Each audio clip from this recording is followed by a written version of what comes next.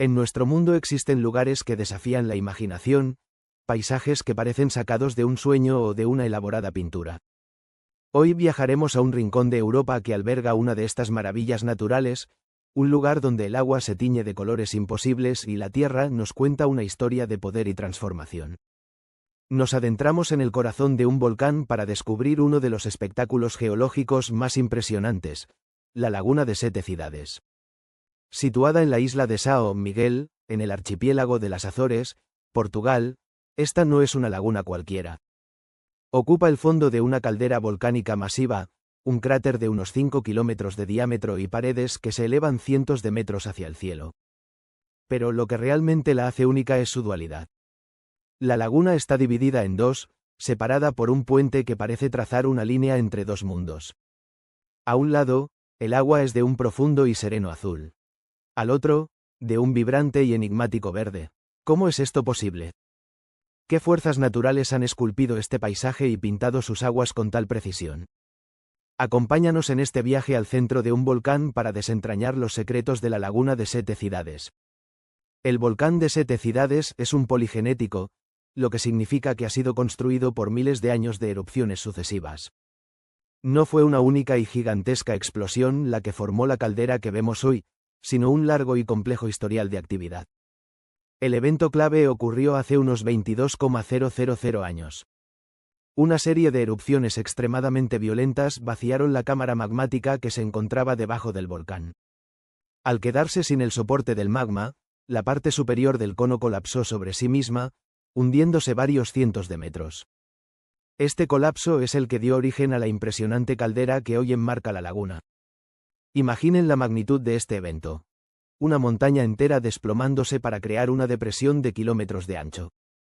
Desde entonces, la actividad no ha cesado por completo. Dentro de la propia caldera han surgido nuevos conos de ceniza y domos de lava, como si el volcán se negara a dormir del todo. Estas erupciones más recientes, ocurridas a lo largo de los últimos 5.000 años, son las que han ido modelando el fondo del cráter y han contribuido a la separación de las distintas masas de agua que vemos en la actualidad. Pasamos al corazón del enigma de Sete Cidades, sus colores. ¿Por qué una parte de la laguna es verde y la otra azul? La respuesta no tiene que ver con la composición química del agua en sí misma, que es prácticamente idéntica en ambos lados, sino con la física de la luz y la biología que habita en sus profundidades. La clave está en la profundidad y en lo que la luz encuentra a su paso. La llamada Laguna Azul, Lagoa Azul, es ligeramente más profunda que su compañera. Cuando la luz del sol incide sobre esta masa de agua, la mayoría de los colores del espectro, como el rojo, el naranja o el amarillo, son absorbidos en los primeros metros. Sin embargo, las longitudes de onda azules tienen más energía y logran penetrar a mayor profundidad. Al no encontrar muchos obstáculos, estas ondas son reflejadas de vuelta hacia nuestros ojos, dándonos esa percepción de un azul intenso y profundo. Es el mismo principio que explica por qué los océanos profundos se ven azules. Por otro lado, la Laguna Verde, Lagoa Verde, es un poco más somera. Pero la diferencia fundamental radica en su concentración de vida microscópica. Esta parte de la laguna contiene una mayor cantidad de clorofilia, el pigmento que utilizan las algas y el fitoplancton para realizar la fotosíntesis. Estas diminutas partículas flotando en el agua son expertas en absorber las longitudes de ondas rojas y azules de la luz solar, pero reflejan las verdes. Así que, cuando la luz entra en la Laguna Verde, las partículas de clorofilia actúan como millones de pequeños espejos verdes. La luz de este color es la que predominantemente se refleja y llega a nuestra vista. La menor profundidad también ayuda, ya que la luz no tiene que viajar tan lejos, permitiendo que este efecto sea más notorio. La caldera de Sete Cidades no es solo un contenedor de agua de colores, es un ecosistema maravilloso, casi un mundo aparte. Las altas y empinadas paredes del cráter actúan como una barrera natural, creando un microclima especial en su interior y aislando, en cierta medida, a las especies que allí habitan. El clima dentro de la caldera tiende a ser más húmedo y protegido del viento que en el resto de la isla. Esto ha permitido el crecimiento de una vegetación exuberante y particular. Las laderas están cubiertas por un denso tapiz verde, aunque gran parte de la flora original de la Laurisilva macaronésica ha sido sustituida con el tiempo por otras especies introducidas, como las hortensias, que en verano crean espectaculares muros de flores azules y lilas a lo largo de las carreteras y senderos. En cuanto a la vida acuática, las lagunas albergan diversas especies de peces de agua dulce, como la carpa, el lucio y la perca. Curiosamente, estos peces no son nativos de las Azores. Fueron introducidos por el ser humano hace décadas. Su presencia ha alterado el equilibrio ecológico original, pero hoy forman parte integral del ecosistema de la laguna, contribuyendo a la cadena trófica. Se alimentan de plancton, insectos y vegetación acuática, y a su vez, son el alimento de diversas aves. Hablando de aves, la laguna y sus alrededores son un paraíso para la avifauna. Es común observar al canario de la tierra, al pinzón vulgar de las Azores y a varias especies de gaviotas. Pero el habitante más importante es el camachuelo de las Azores, o priolo. Esta pequeña ave, una de las más raras de Europa, estuvo al borde de la extinción. Su hábitat principal es precisamente el bosque de laurisilva que sobrevive en las zonas más altas y remotas de esta parte de la isla. Los esfuerzos de conservación centrados en la restauración de su hábitat han logrado que su población se recupere lentamente. La caldera de Sete Cidades funciona como un santuario, un laboratorio natural donde podemos observar cómo la vida se adapta, cambia y, con un poco de ayuda, persiste frente a las adversidades. Aunque el volcán de Sete Cidades parece dormido y tranquilo, geológicamente sigue muy activo. La laguna que admiramos hoy no es una fotografía estática, sino un paisaje en constante evolución, moldeado por fuerzas sutiles pero incesantes. Uno de los procesos más importantes que está cambiando la laguna es la eutrofización. Este es un fenómeno que ocurre cuando un cuerpo de agua se enriquece excesivamente con nutrientes, principalmente nitrógeno y fósforo. En Sete Cidades, estos nutrientes provienen en gran parte de las actividades agrícolas y ganaderas en las tierras circundantes y en las laderas de la caldera. Las lluvias arrastran los fertilizantes y los desechos hacia la laguna.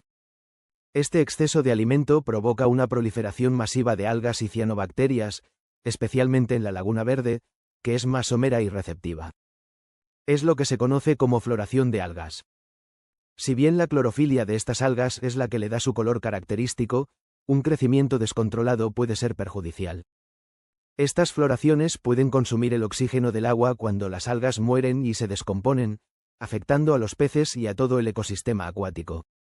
Los científicos y las autoridades locales están trabajando para mitigar este impacto, implementando mejores prácticas agrícolas y sistemas para controlar la escorrentía de nutrientes.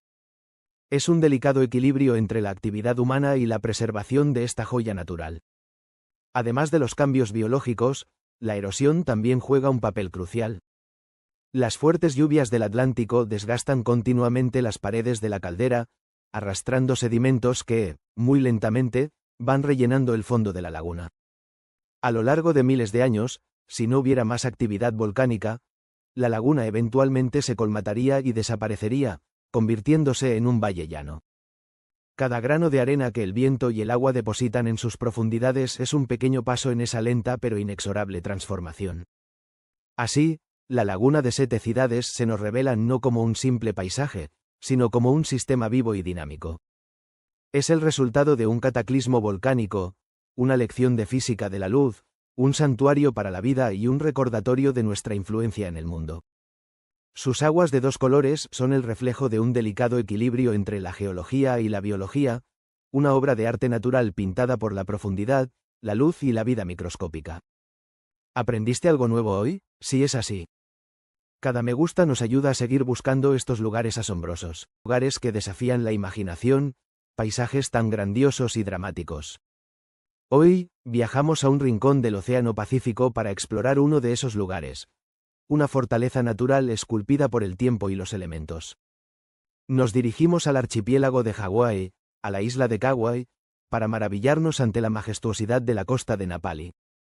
Piensen en un muro de 17 millas de largo. Un muro que no está hecho de ladrillos, sino de roca volcánica viva, que se eleva desde el mar de Zafiro hasta alturas que alcanzan los 4,000 pies. No es una pared lisa y monótona. Es un tapiz de crestas afiladas como cuchillos, valles colgantes de un verde imposible y acantilados que se pliegan sobre sí mismos como el telón de un teatro colosal. Cascadas como hilos de plata caen directamente al océano, y la niebla se arremolina en las cimas, añadiendo un aura de misterio. Para entender el origen de Napali, primero debemos pensar en el fuego. Toda la isla de Kauai es la cima de un maravilloso y masivo volcán en escudo que emergió del fondo del océano hace más de 5 millones de años. Esto la convierte en la más antigua de las principales islas hawaianas. Y su edad es el ingrediente secreto de su belleza. Durante millones de años, mientras las islas más jóvenes como la Gran Isla todavía estaban en plena construcción volcánica, Kauai ya estaba siendo desmantelada, pieza por pieza, por los elementos. Las rocas que forman los acantilados de Napali son principalmente basalto, una roca ígnea oscura formada por el enfriamiento de la lava. Capa tras capa de flujos de lava construyeron la isla, y si observan de cerca los acantilados, a menudo se pueden ver estas capas horizontales, como las páginas de un libro de historia geológica. Pero la construcción fue solo el primer acto. El verdadero artista aquí es la erosión, actuando en una escala de tiempo casi inimaginable. Una vez que el vulcanismo cesó, la isla comenzó un lento proceso de hundimiento bajo su propio peso, un fenómeno llamado subsidencia isostática. Este hundimiento inclinó la isla, contribuyendo a la caída abrupta de sus bordes hacia el mar. Y entonces, el agua, en todas sus formas, comenzó su trabajo de escultura. En el centro de Kauai se encuentra el monte Guayalil, uno de los lugares más lluviosos del mundo, que recibe un promedio de más de 450 pulgadas de lluvia al año. Toda esa increíble cantidad de agua tiene que ir a alguna parte. Fluye hacia el mar a través de innumerables arroyos y ríos que descienden por las laderas del antiguo volcán. En la costa norte, estos arroyos han estado tallando la roca basáltica durante millones de años. No se trata de un proceso suave. Son aguaceros torrenciales que crean cascadas con la fuerza suficiente para arrancar rocas y tierra, excavando valles profundos y estrechos en la estructura de la isla. Estos valles, como Kalalau, Onopu y Hanakapiai, son los espacios negativos del paisaje, los cortes profundos que definen las imponentes crestas entre ellos. Las crestas afiladas y estriadas, conocidas como pali, son simplemente la roca que los arroyos de ambos lados aún no han podido erosionar. Pero la erosión no solo viene de arriba. La costa de Napali se enfrenta directamente a la furia del Océano Pacífico. Durante los meses de invierno, enormes olas, nacidas de tormentas a miles de millas de distancia en el Pacífico Norte, se estrellan contra la base de los acantilados con una fuerza implacable. Esta acción constante de las olas socava la base de la roca, creando cuevas marinas y arcos. Con el tiempo, la roca superior, privada de su soporte, colapsa en el mar en deslizamientos de tierra masivos. Este proceso es la razón por la que los acantilados mantienen su perfil vertical y dramático, en lugar de desgastarse en una pendiente suave. Es una batalla constante. La lluvia talla desde arriba, y el océano golpea desde abajo. El resultado es esta obra maestra de la erosión. Este aislamiento geográfico, esta fortaleza natural creada por acantilados infranqueables, ha convertido los valles de Napali en laboratorios vivientes de la evolución. Antes de que llegara cualquier forma de vida, estos valles eran lienzos de roca en blanco. Pero la vida es tenaz. Las primeras semillas llegaron por aire, transportadas por el viento o adheridas a las plumas de las aves. Otras llegaron flotando a través del océano. Una vez que echaron raíces, estas plantas pioneras se encontraron en un paraíso aislado. Libres de la competencia y de los herbívoros de sus lugares de origen, pudieron evolucionar para llenar cada nicho ecológico disponible. El resultado es un tesoro de biodiversidad, con un asombroso número de especies de plantas endémicas, lo que significa que no se encuentran en ningún otro lugar de la Tierra. En las paredes de los acantilados, desafiando la gravedad, crecen plantas extraordinarias. Entre ellas se encuentran miembros del grupo de las lobelioides hawaianas, que en otras partes del mundo son pequeñas flores, pero aquí han evolucionado hasta convertirse en extrañas plantas leñosas con formas únicas, adaptadas para aferrarse a las grietas de la roca. El icónico árbol Logia legua, con sus flores rojas que parecen cepillos, es un colonizador primario de los flujos de lava y un pilar del ecosistema, proporcionando néctar vital para muchas aves nativas. Helechos raros y musgos cubren las superficies húmedas, creando jardines colgantes de un verde exuberante. Esta flora única, a su vez, sostiene una fauna igualmente especializada. Na Pali es un santuario crucial para las aves forestales hawaianas. Entre las flores de Ogia, se puede ver revoloteando a la papane, un pequeño mielero de color carmesí brillante, cuya llamada resuena en los valles. Otras aves nativas buscan refugio aquí, lejos de las presiones que han diezmado a sus poblaciones en otras partes de las islas. El nene, el ganso hawaiano y ave del estado, un pariente del ganso de Canadá que evolucionó para una vida terrestre, también se puede encontrar en algunas de las áreas más remotas. Los acantilados mismos son condominios para miles de aves marinas. Aves como la pardela de Newell y el petrel anillado de Hawái, ambas amenazadas, cavan madrigueras en las laderas para anidar. Los rabijuncos de cola roja, con sus elegantes plumas de cola, anidan en las repisas, y los albatros de Laysan utilizan las áreas más planas como pistas de despegue y aterrizaje. Para estas aves, los acantilados inaccesibles son la mejor protección contra los depredadores. Y donde la roca se encuentra con el agua, otro ecosistema vibrante cobra vida. Las aguas cristalinas al pie de los acantilados son un hervidero de actividad. Vainas de delfines giradores frecuentan las bahías, deleitando a los observadores con sus espectaculares saltos y giros acrobáticos. La tortuga verde marina, un reptil ancestral, se desliza con gracia por el agua, alimentándose de las algas que crecen en las rocas submarinas. Durante los meses de invierno, estas aguas reciben a unos visitantes mucho más grandes. Las ballenas jorobadas viajan miles de millas desde sus zonas de alimentación en Alaska hasta las cálidas y protegidas aguas de Hawái para aparearse y dar a luz. El sonido de su canto puede viajar por millas bajo el agua, y la visión de una madre de 40 toneladas enseñando a su cría a saltar contra el telón de fondo de los acantilados de Na Pali es uno de los espectáculos más profundos de la naturaleza. En última instancia, la historia de la costa de Na Pali es una historia de aislamiento y protección a través de la inmensidad geológica. Su inaccesibilidad es su bendición. No hay carreteras que serpenten por estos acantilados. El acceso se limita a un sendero arduo y a menudo peligroso de 11 millas, o por mar, cuando las condiciones lo permiten. Esta dificultad ha preservado el paisaje de una manera que pocos lugares en la Tierra pueden igualar. Nos recuerda que la naturaleza es el arquitecto más paciente y el artista más audaz. En Na Pali, el fuego primordial de un volcán, la persistencia implacable del agua y la tenacidad silenciosa de la vida se han unido para crear una sinfonía de formas, colores y texturas. Es un testimonio del poder del tiempo geológico y un santuario viviente que nos muestra la belleza que puede surgir cuando a la naturaleza se le permite seguir su propio curso, sin interrupciones. Gracias por acompañarnos en esta exploración de una de las costas más espectaculares del mundo. No olviden, sus caleza siempre tiene diferentes maneras de prosperar y lo que vamos a ver es un vivo ejemplo de ello. Hoy, vamos a explorar uno de los cuerpos de agua más maravillosos y paradójicos de nuestro mundo. Un lugar cuyo nombre evoca un color que rara vez muestra, un mar que en realidad es un océano en construcción, y un ecosistema que guarda en sus profundidades la esperanza para el futuro de la vida marina. Hablamos del impresionante Mar Rojo. A simple vista, sus aguas son de un azul cobalto increíblemente intenso, que contrasta con los desiertos ocres que lo rodean. Entonces, ¿de dónde viene su enigmático nombre? ¿Y cómo es posible que en este rincón del Munsó, la Tierra se esté literalmente partiendo en dos para dar a luz a un nuevo océano? Olvida todo lo que crees saber. En los próximos minutos, vamos a sumergirnos en la ciencia del Mar Rojo. Descubriremos su violento origen geológico, resolveremos el misterio de su color, y exploraremos por qué sus asombrosos habitantes marinos son considerados por los científicos como auténticos supervivientes del futuro. Prepárate para un viaje a las profundidades de una maravilla natural en plena creación. Nuestra historia no comienza con agua, sino con fuego y una fuerza tectónica monumental. El Mar Rojo ocupa una ubicación geológica única.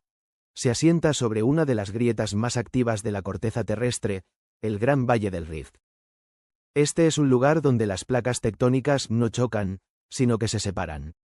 Hace unos 30 millones de años, la placa arábiga y la placa africana comenzaron un lento pero imparable proceso de separación. La corteza terrestre empezó a estirarse, a adelgazarse y a fracturarse, como si una cicatriz inmensa se abriera sobre la superficie del mundo.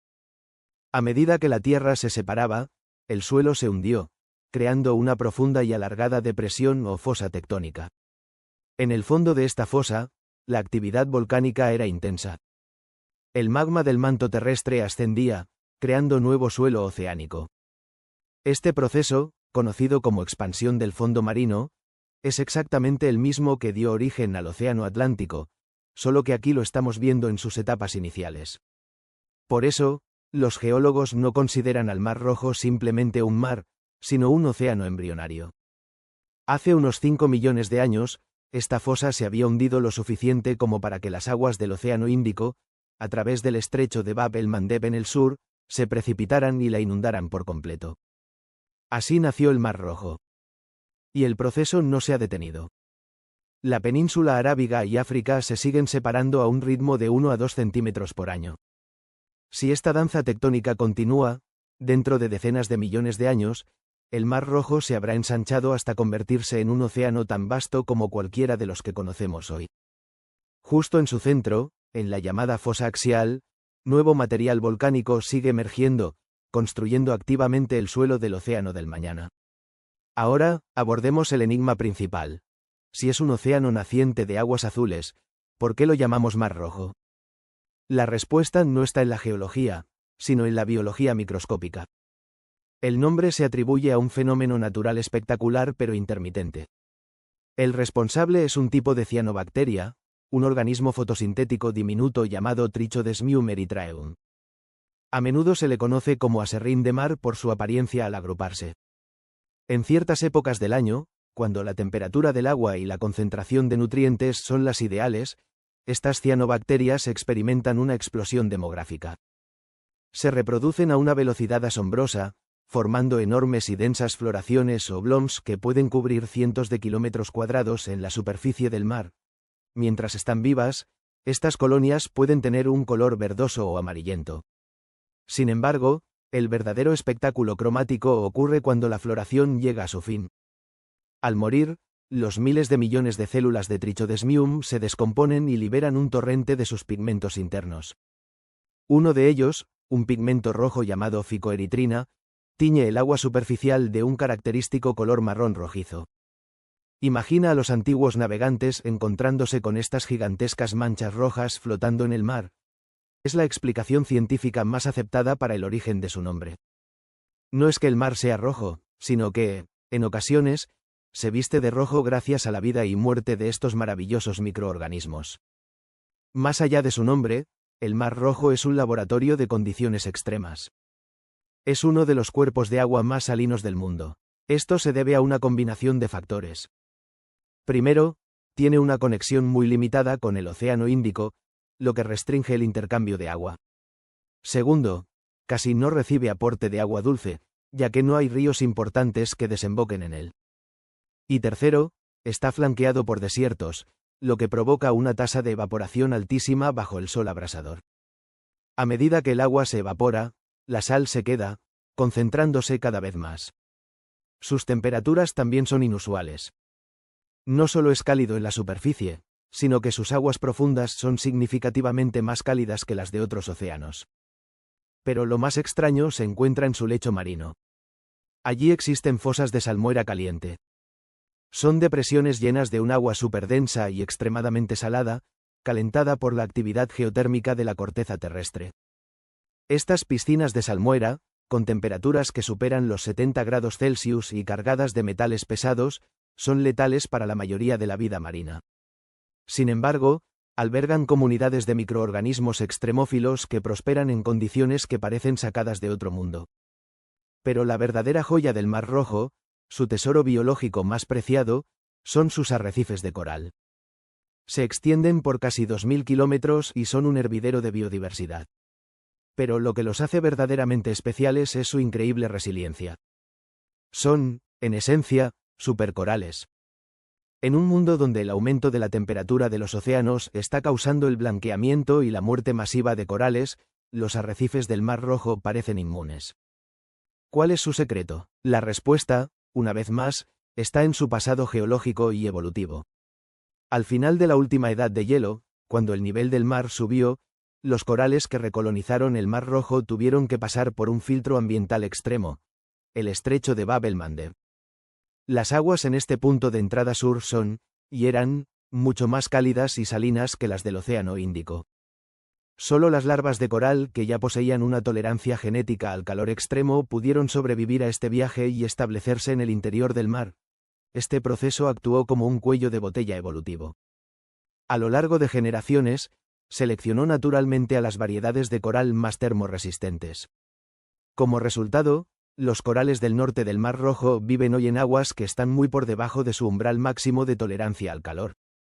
Pueden soportar olas de calor que devastarían arrecifes en el Caribe o en la Gran Barrera de Coral australiana. Por esta razón, los biólogos marinos consideran al Mar Rojo un laboratorio natural único, un lugar donde podemos estudiar cómo podrían sobrevivir los corales en los océanos del futuro y, quizás, encontrar claves para ayudar a restaurar otros arrecifes en peligro. Esta condición de mar semicerrado también ha fomentado un alto nivel de endemismo. Alrededor del 10% de las más de 1.200 especies de peces y el 10% de las 300 especies de coral duro que habitan aquí, no se encuentran en ningún otro lugar del mundo. Han evolucionado en relativo aislamiento, adaptándose a las condiciones únicas de este océano incipiente.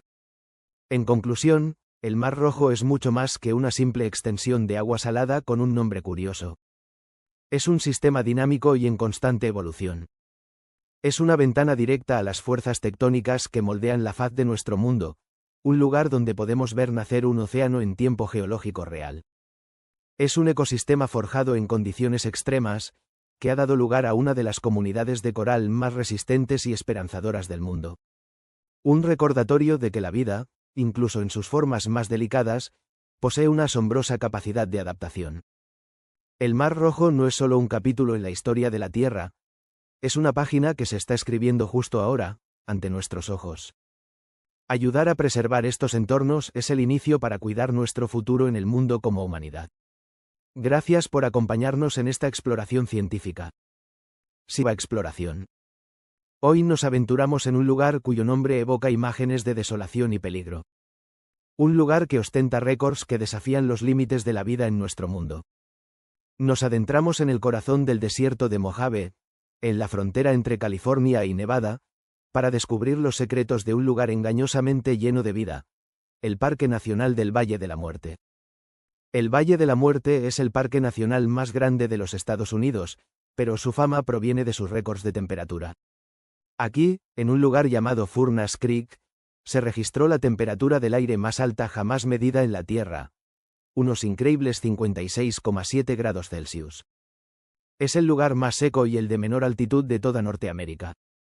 Pero, ¿por qué? ¿Qué fuerzas geológicas conspiraron para crear un lugar tan singular? La historia del Valle de la Muerte es una historia de estiramiento y hundimiento. Hace millones de años, la corteza terrestre en esta región comenzó a separarse.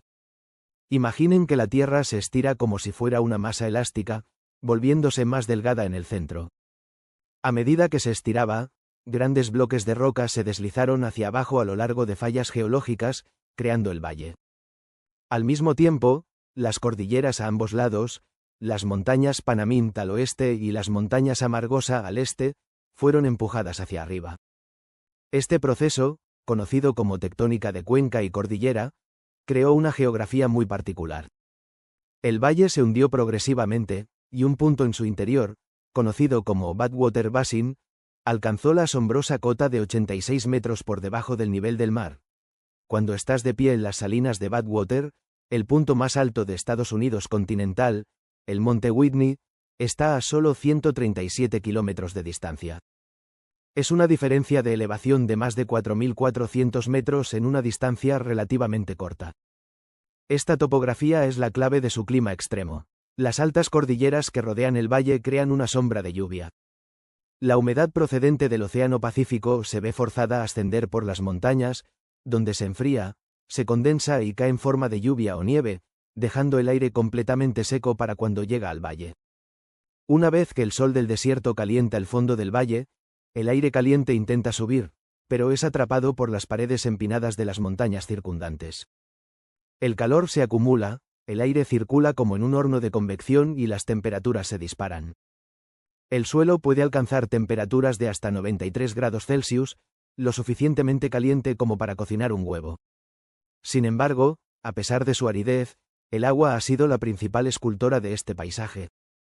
Durante las épocas más húmedas de la Edad de Hielo, el Valle de la Muerte no era un desierto, sino un inmenso lago, al que los geólogos llaman Lago Manly. Este lago tenía cientos de kilómetros de largo y casi 200 metros de profundidad. Con el tiempo, a medida que el clima se volvió más cálido y seco, el lago se evaporó, dejando atrás una vasta capa de sal y minerales. Hoy, las salinas de Badwater Basin son el remanente de aquel antiguo lago. Pero la historia geológica se vuelve aún más colorida. Si nos dirigimos a un lugar llamado Artists Palette, seremos testigos de una de las exhibiciones de color más asombrosas de la naturaleza. Aquí, las laderas de las colinas están pintadas con tonos de rojo, rosa, amarillo, verde y morado. Estos colores no son artificiales, son el resultado de la oxidación de diferentes metales presentes en la roca volcánica. El hierro produce los rojos y rosas, el manganeso crea los morados y la descomposición de la mica genera los verdes.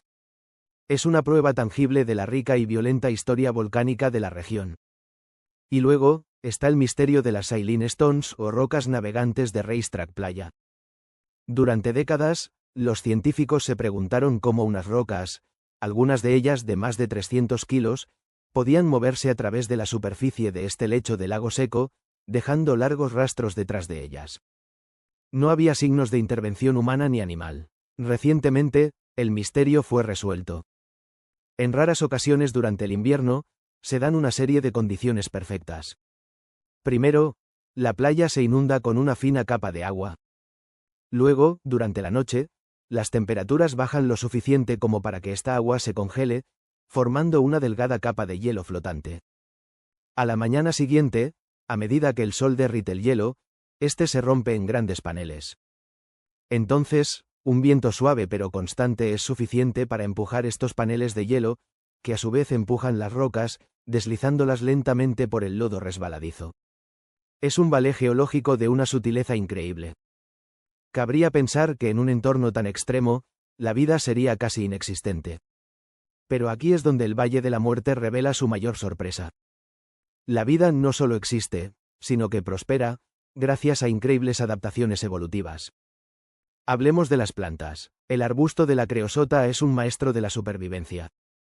Sus hojas tienen una capa cerosa que reduce la pérdida de agua, y su extenso sistema de raíces puede absorber la más mínima humedad del suelo.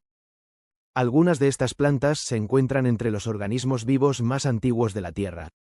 Y luego, está el fenómeno de las superfloraciones. En años con lluvias invernales adecuadas, el desierto puede experimentar una transformación milagrosa. Durante unas pocas semanas en la primavera, el suelo árido puede estallar en una alfombra de flores silvestres.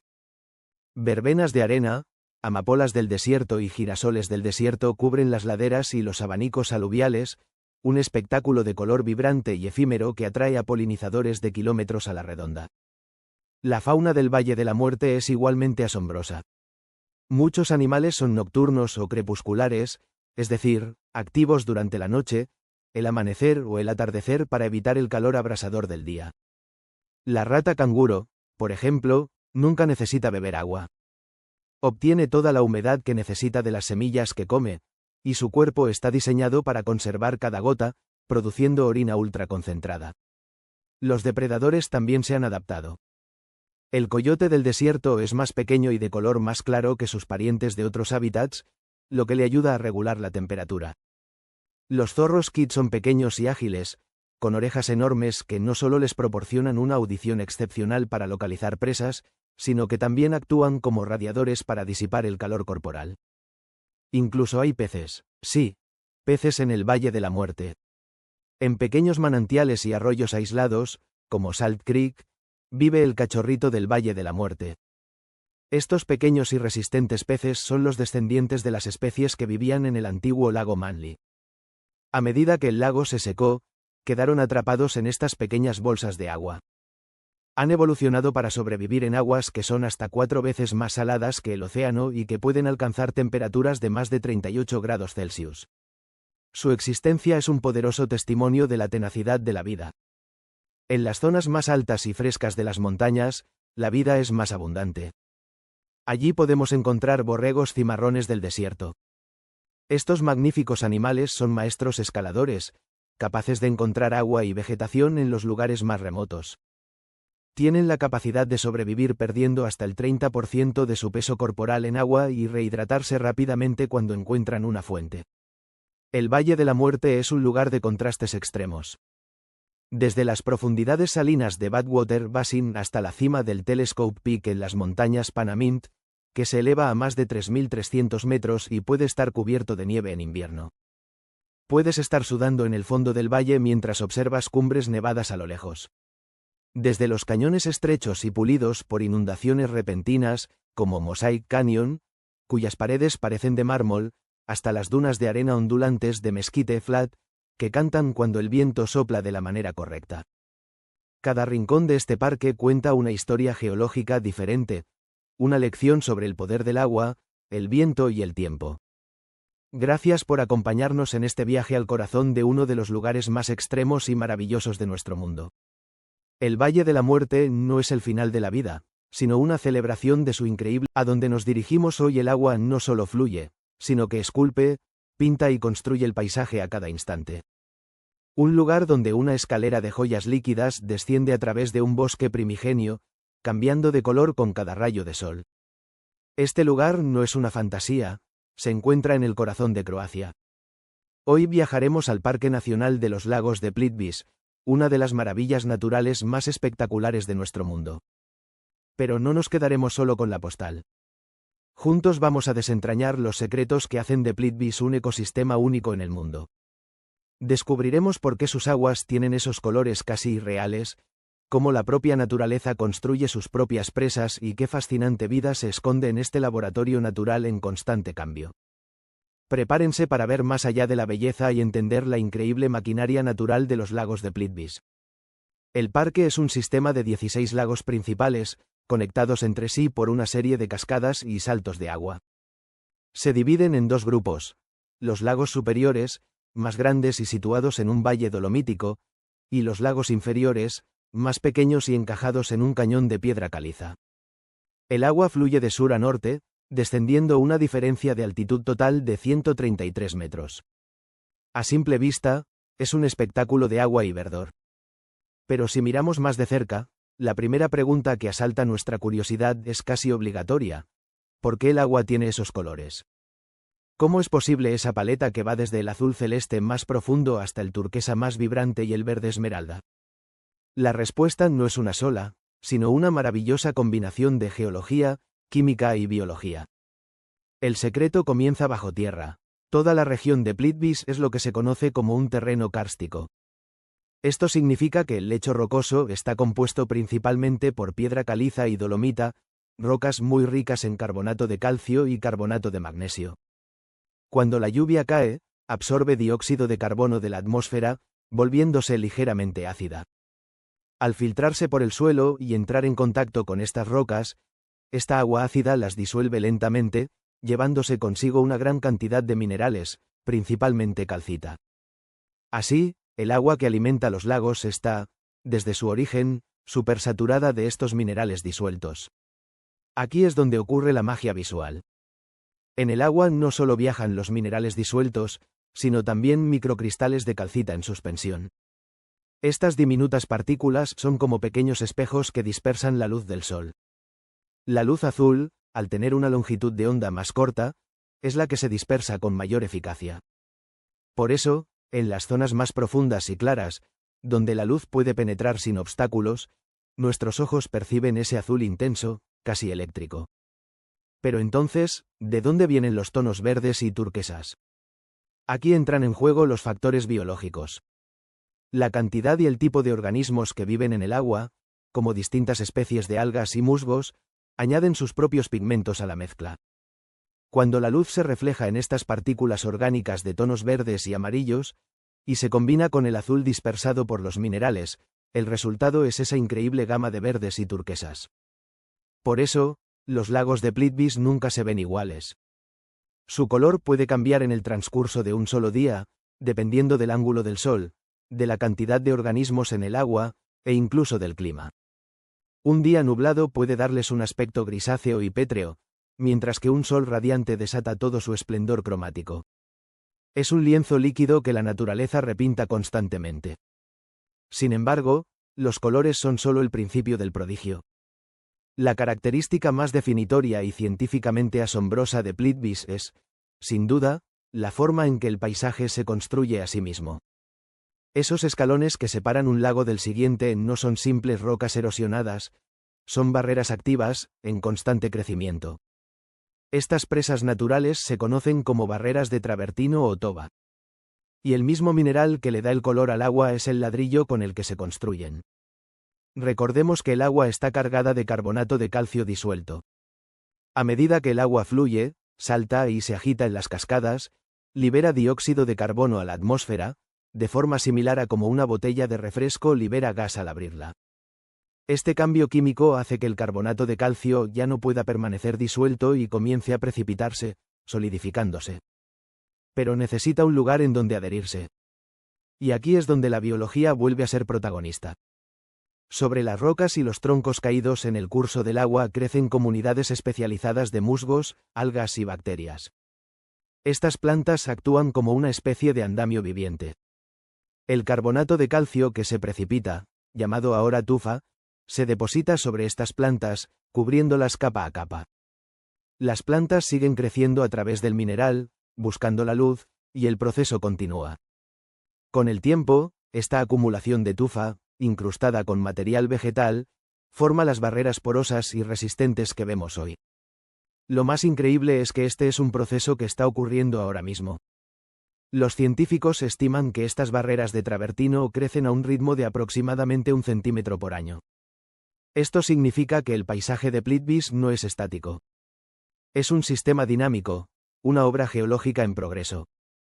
Las cascadas cambian de forma, los lagos modifican su profundidad y nuevas barreras pueden comenzar a formarse donde antes no había nada. Plitvice no es una reliquia del pasado, es una fábrica de paisajes que funciona a tiempo completo. Este proceso de deposición de travertino es extremadamente sensible y requiere condiciones muy específicas. Una química del agua adecuada, una temperatura concreta y la presencia de esa comunidad biológica particular. Es un equilibrio tan delicado que convierte a Plitvice en un fenómeno raro a escala mundial. Y en medio de esta maravilla geoquímica, la vida florece. El Parque Nacional no es solo agua y roca, es un santuario de biodiversidad. Los bosques que rodean los lagos son una mezcla de hayas, abetos y pinos, y muchos de ellos tienen la categoría de bosque primario, lo que significa que nunca han sido alterados de forma significativa por la actividad humana. Estos bosques densos y tranquilos son el hogar de una fauna impresionante. Aquí deambulan algunos de los grandes mamíferos de Europa. Se han documentado poblaciones estables de oso pardo, que encuentran en la vasta extensión del parque el territorio y el alimento que necesitan. También es el dominio del lobo y del esquivo lince euroasiático, depredadores clave que indican la salud y la integridad de todo el ecosistema. Por supuesto, ver a uno de estos grandes animales es extremadamente difícil y requiere mucha suerte, ya que son cautelosos y evitan el contacto humano. Pero su presencia es un poderoso recordatorio de que Plitvice es un entorno verdaderamente salvaje y protegido. El mundo de las aves también es increíblemente rico, con más de 160 especies registradas. Desde el majestuoso búho real hasta el pequeño martín pescador, que se zambulle como una flecha azul en las aguas claras para atrapar peces. La abundancia de insectos y la salud de los árboles proporcionan un hábitat ideal para una enorme variedad de pájaros carpinteros, pinzones y muchas otras aves forestales. Y, por supuesto, no podemos olvidarnos de la vida dentro del agua. Las mismas condiciones que crean los colores y las barreras, es decir, aguas frías, bien oxigenadas y ricas en minerales, son perfectas para ciertas especies de peces, como la trucha de arroyo. En los lagos también habita una pequeña población de cangrejos de río, un indicador de la pureza excepcional del agua, ya que son extremadamente sensibles a la contaminación. Cada elemento de Plitvice está interconectado. Los minerales de la roca dan color al agua y construyen las barreras. Las barreras crean los lagos escalonados. Los lagos y los bosques circundantes proporcionan un hogar para una increíble diversidad de plantas y animales. Y estos seres vivos, desde las microscópicas bacterias hasta el imponente oso pardo, contribuyen a su vez al ciclo de vida del parque. Visitar o simplemente aprender sobre los lagos de Plitvice es ser testigo de un delicado ballet entre la geología, la química y la biología. Es comprender que la belleza más profunda de la naturaleza no reside solo en lo que vemos, sino en los complejos y elegantes procesos que operan silenciosamente bajo la superficie. Para comprender Timanfaya, debemos viajar en el tiempo, a un momento en que esta parte de Lanzarote era un lienzo completamente diferente. Antes de 1730, la zona era una de las más fértiles de la isla, salpicada de pequeñas aldeas, campos de cereales y pastos. Pero el primer día de septiembre de ese año, todo cambió para siempre. La tierra, literalmente, se rasgó. A lo largo de una grieta de 14 kilómetros, más de 25 nuevos volcanes emergieron con una furia apocalíptica.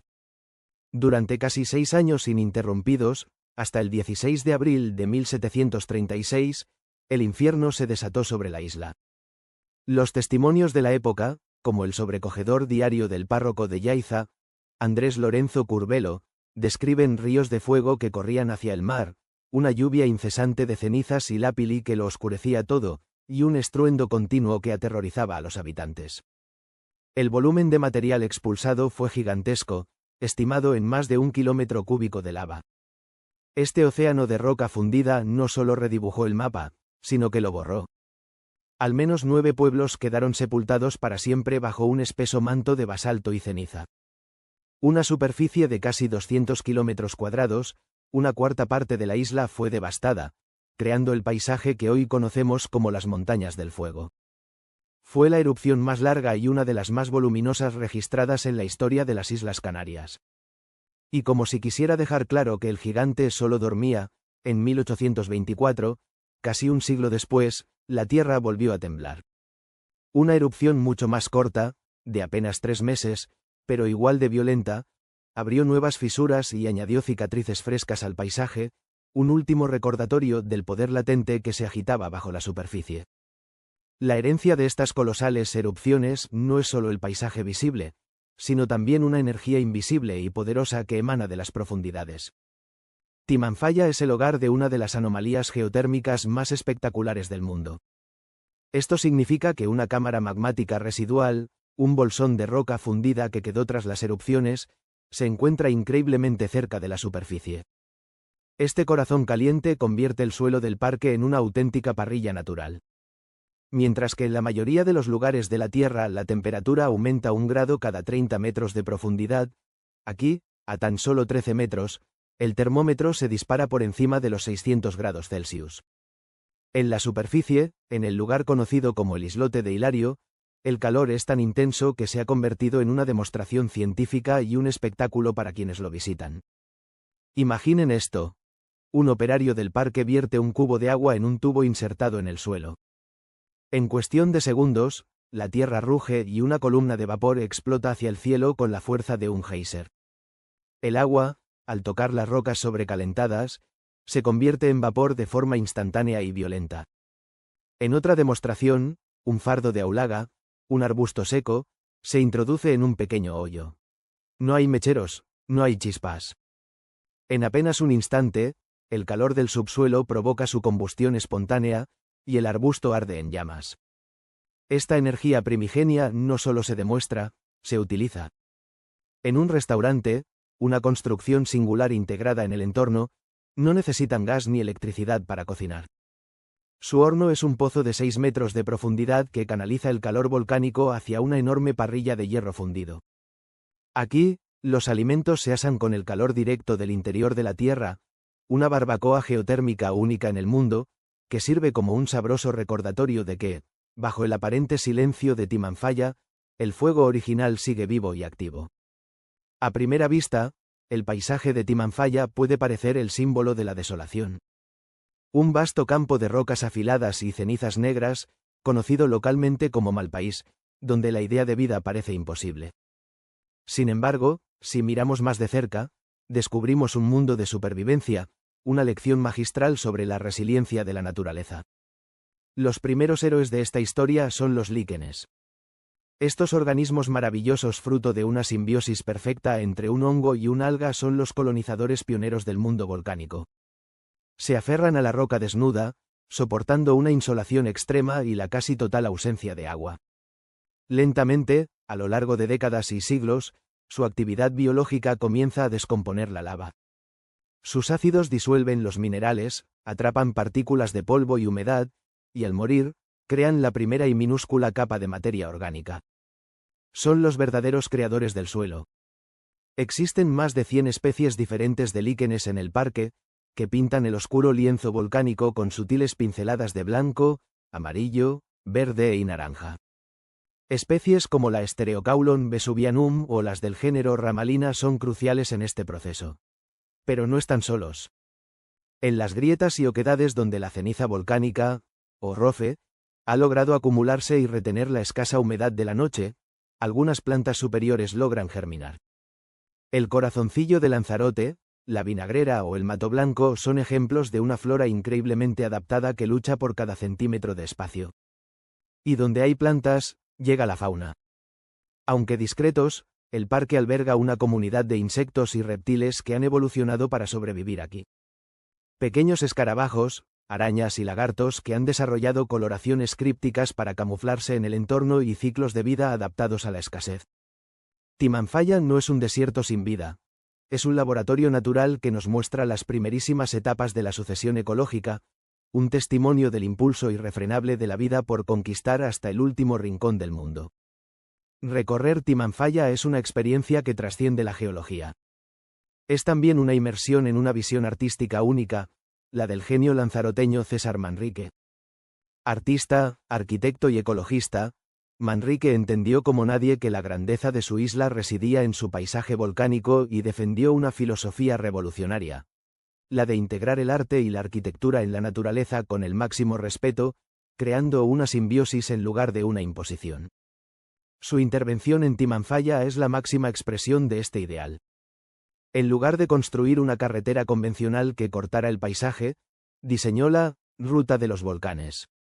Se trata de un trazado de 14 kilómetros que serpentea, se ondula y se funde con el mar de lava.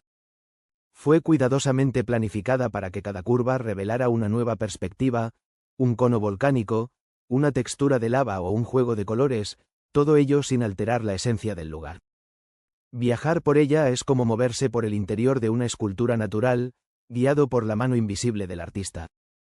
El punto culminante de esta intervención es el islote de Hilario, donde se realizan las demostraciones geotérmicas. Allí, Manrique, en colaboración con los arquitectos Eduardo Cáceres y Jesús Soto, diseñó el restaurante. La estructura, de formas circulares y amplios ventanales, no se eleva sobre el paisaje, sino que se asienta en él. Utiliza la piedra volcánica local y el metal oscuro para mimetizarse, permitiendo que el protagonismo absoluto lo tenga el impresionante panorama de 360 grados de las montañas del fuego. Incluso el icónico símbolo del parque, una figura de un personaje juguetón, fue una creación de Manrique que captura la esencia del lugar. Un sitio de poder, fuego y una belleza casi sobrenatural. El legado de Manrique en Timanfaya es una lección imperecedera de cómo la intervención humana, cuando está guiada por la sensibilidad y el respeto, no solo puede preservar la belleza natural, sino también realzarla, permitiéndonos apreciarla de una forma más profunda y significativa. Timanfaya es, en definitiva, mucho más que un parque nacional. Es una ventana abierta a las fuerzas primigenias que dieron forma a nuestro mundo. Es un laboratorio geológico en tiempo real, donde el calor del manto terrestre se manifiesta de formas asombrosas. Es un testamento a la increíble tenacidad de la vida, que encuentra la manera de renacer desde la ceniza más estéril. Y es, finalmente, un lugar donde la naturaleza y la visión humana se han encontrado en una armonía casi perfecta. Visitar este mar de lava es comprender que el suelo que pisamos está en constante cambio, que la destrucción puede ser, a su vez, una forma de creación. Es sentir la humildad ante la escala del tiempo geológico y el asombro ante la belleza cruda y honesta de un mundo forjado en fuego. Si te ha fascinado este viaje al corazón de los volcanes de Timanfaya y quieres seguir explorando las maravillas más increíbles de la naturaleza, suscríbete para no perderte ningún desconcertante. Un nombre que, a primera vista, parece una broma cruel de la naturaleza. Nos referimos a Liotipollur, en islandés, Su nombre se traduce literalmente como el charco feo. Pero como veremos, rara vez un nombre ha sido tan engañoso. Este no es un simple charco, sino un impresionante cráter de explosión que acuna un lago de aguas profundas y azules, enmarcado por laderas de un intenso color rojo sangre y salpicado de un verde vibrante. ¿Cómo puede un lugar de una belleza tan sobrecogedora llevar un nombre tan poco halagador? ¿Qué cataclismo dio a luz a esta maravilla geológica y qué secretos esconde su paleta de colores casi pictórica? Acompáñanos a desentrañar el misterio del Ootipeyur, el charco más hermoso y violentamente creado de la Tierra. Para entender la existencia del Ootipeyur, debemos viajar en el tiempo hasta el año 1477. En aquel entonces, esta región de Islandia, parte del vasto sistema volcánico de Veiboten, experimentó una de las erupciones fisurales más grandes de la historia registrada del país. No fue una erupción convencional, con un cono de lava creciendo lentamente. Fue un evento de una violencia extrema y de una naturaleza particular. Lo que ocurrió fue una erupción hidromagmática, o freática. Esto sucede cuando el magma ascendente, caliente y presurizado, entra en contacto directo con una fuente de agua subterránea. El agua, al encontrarse con el calor extremo del magma, se vaporiza de forma casi instantánea, expandiendo su volumen más de 1000 veces en una fracción de segundo. El resultado es una explosión de vapor de una potencia inimaginable. Así nació el Ootipeyur. No es un volcán en el sentido clásico, sino un maar, un tipo de cráter de explosión bajo y ancho. La detonación expulsó toneladas de tefra, un término que engloba ceniza, lápili y bombas volcánicas, que, al asentarse, formaron el anillo elevado que hoy define el borde del cráter. Imaginen la escena. Una columna masiva de vapor, gas y roca pulverizada ascendiendo al cielo, seguida por el colapso del terreno que deja un agujero profundo en la tierra. La erupción no solo creó el Ootipeyur, fue un evento cataclísmico que afectó a toda Islandia. La cantidad de ceniza y gases liberados a la atmósfera fue tan grande que provocó un enfriamiento significativo, malas cosechas y la pérdida de ganado, sumiendo a la isla en un período difícil. Este violento y destructivo origen es, como veremos, una de las claves para entender su desconcertante nombre. Llegamos al enigma central. Si el lugar es tan espectacularmente bello, ¿por qué llamarlo Ootipeyur, el charco feo? La respuesta no se encuentra en su apariencia actual, sino en el contexto de su creación y en la perspectiva de quienes lo nombraron. No existe un registro exacto de quién y cuándo le dio el nombre, pero la teoría más aceptada se relaciona directamente con la devastación causada por la erupción que lo formó. Para los pastores y habitantes de la región en el siglo XV, la apertura de esta cicatriz roja en la tierra no fue un espectáculo admirable. Fue la manifestación de una fuerza destructora que envenenó los pastos con ceniza, mató a sus animales y alteró su modo de vida. Desde su perspectiva, el cráter recién formado era una herida abierta en el paisaje, un recordatorio humeante y estéril de la catástrofe. El término feo no se refería a una falta de belleza estética en el sentido moderno, sino a su naturaleza inhóspita, peligrosa y, en última instancia, mortal. Era un lugar malo, inútil para la agricultura o el pastoreo, una marca de desastre en la tierra. Con el paso de los siglos, la naturaleza comenzó su lento proceso de reclamación. La lluvia llenó el cráter, el musgo empezó a colonizar las laderas y el sol del Ártico comenzó a jugar con los minerales de sus rocas. La fealdad de la destrucción dio paso a una belleza cruda y geológica. El nombre, sin embargo, permaneció como un eco de su violento pasado, creando la maravillosa paradoja que hoy atrae a visitantes de todo el mundo. Es un recordatorio de que la belleza y la percepción de estas son subjetivas y cambian con el tiempo y el contexto. Lo que fue una cicatriz temible es hoy una obra de arte natural. La característica más impactante del Ootipeyur es, sin duda, su extraordinaria combinación de colores. No es obra del azar, sino el resultado directo de su composición geológica y de la interacción de la luz con los diferentes elementos del paisaje. El color dominante, ese rojo intenso y anaranjado que define las laderas del cráter, proviene de la propia roca volcánica. La tefra y la escoria expulsada durante la erupción son ricas en hierro. Al quedar expuestas al oxígeno de la atmósfera y a la humedad, este hierro se oxida. Estamos viendo, literalmente, un cráter oxidado a gran escala. Las diferentes tonalidades, que van desde el rojo sangre hasta el naranja quemado e incluso el negro, dependen del grado de oxidación y de la presencia de otros minerales en la roca. Contrastando violentamente con el rojo, encontramos el azul cobalto del lago. Este color se debe a una combinación de factores. Primero, la profundidad. El lago tiene una profundidad considerable, llegando hasta los 14 metros. Al igual que en el océano, el agua absorbe las longitudes de onda más largas del espectro de luz, rojos, naranjas, y refleja las más cortas, azules. Segundo, la pureza. El agua es increíblemente clara, con muy pocos sedimentos o vida orgánica en suspensión, lo que permite que la luz penetre profundamente y el efecto de dispersión del azul sea máximo. El resultado es un espejo de un azul tan saturado que parece irreal. Finalmente, el tercer color primario de esta paleta natural es el verde. Pequeñas pero resistentes manchas de musgo y otra vegetación ártica han logrado colonizar partes de las laderas del cráter. Este verde vibrante, casi fluorescente, crea un contraste espectacular contra el fondo rojo y negro de la roca volcánica. Es un testimonio de la tenacidad de la vida, que encuentra un hueco para prosperar incluso en los entornos más estériles y recientes geológicamente. Rojo, azul y verde. Una combinación de colores primarios creada exclusivamente por la geología, el agua y la biología. Uno podría pensar que un lago de cráter, nacido de una explosión de vapor y rodeado de ceniza volcánica estéril, sería un desierto acuático. Y originalmente, lo fue. Durante siglos, el lago Olliotipollur fue un cuerpo de agua sin vida macroscópica. Sin embargo, hoy en día, sus profundas aguas azules esconden una sorpresa: una próspera población de peces. En la década de 1960, se introdujo en el lago la trucha marrón, Salmotruta. Esta especie es conocida por su resistencia y capacidad de adaptación a entornos de agua fría y con pocos nutrientes. En Liotipollur, encontraron un hábitat ideal. La ausencia de depredadores y la abundancia de pequeños invertebrados y larvas de insectos que llegan al agua permitieron que la población no solo sobreviviera, sino que prosperara. La introducción de la trucha ha convertido a Liotipollur en un destino popular para la pesca con caña, añadiendo una dimensión biológica a su atractivo geológico.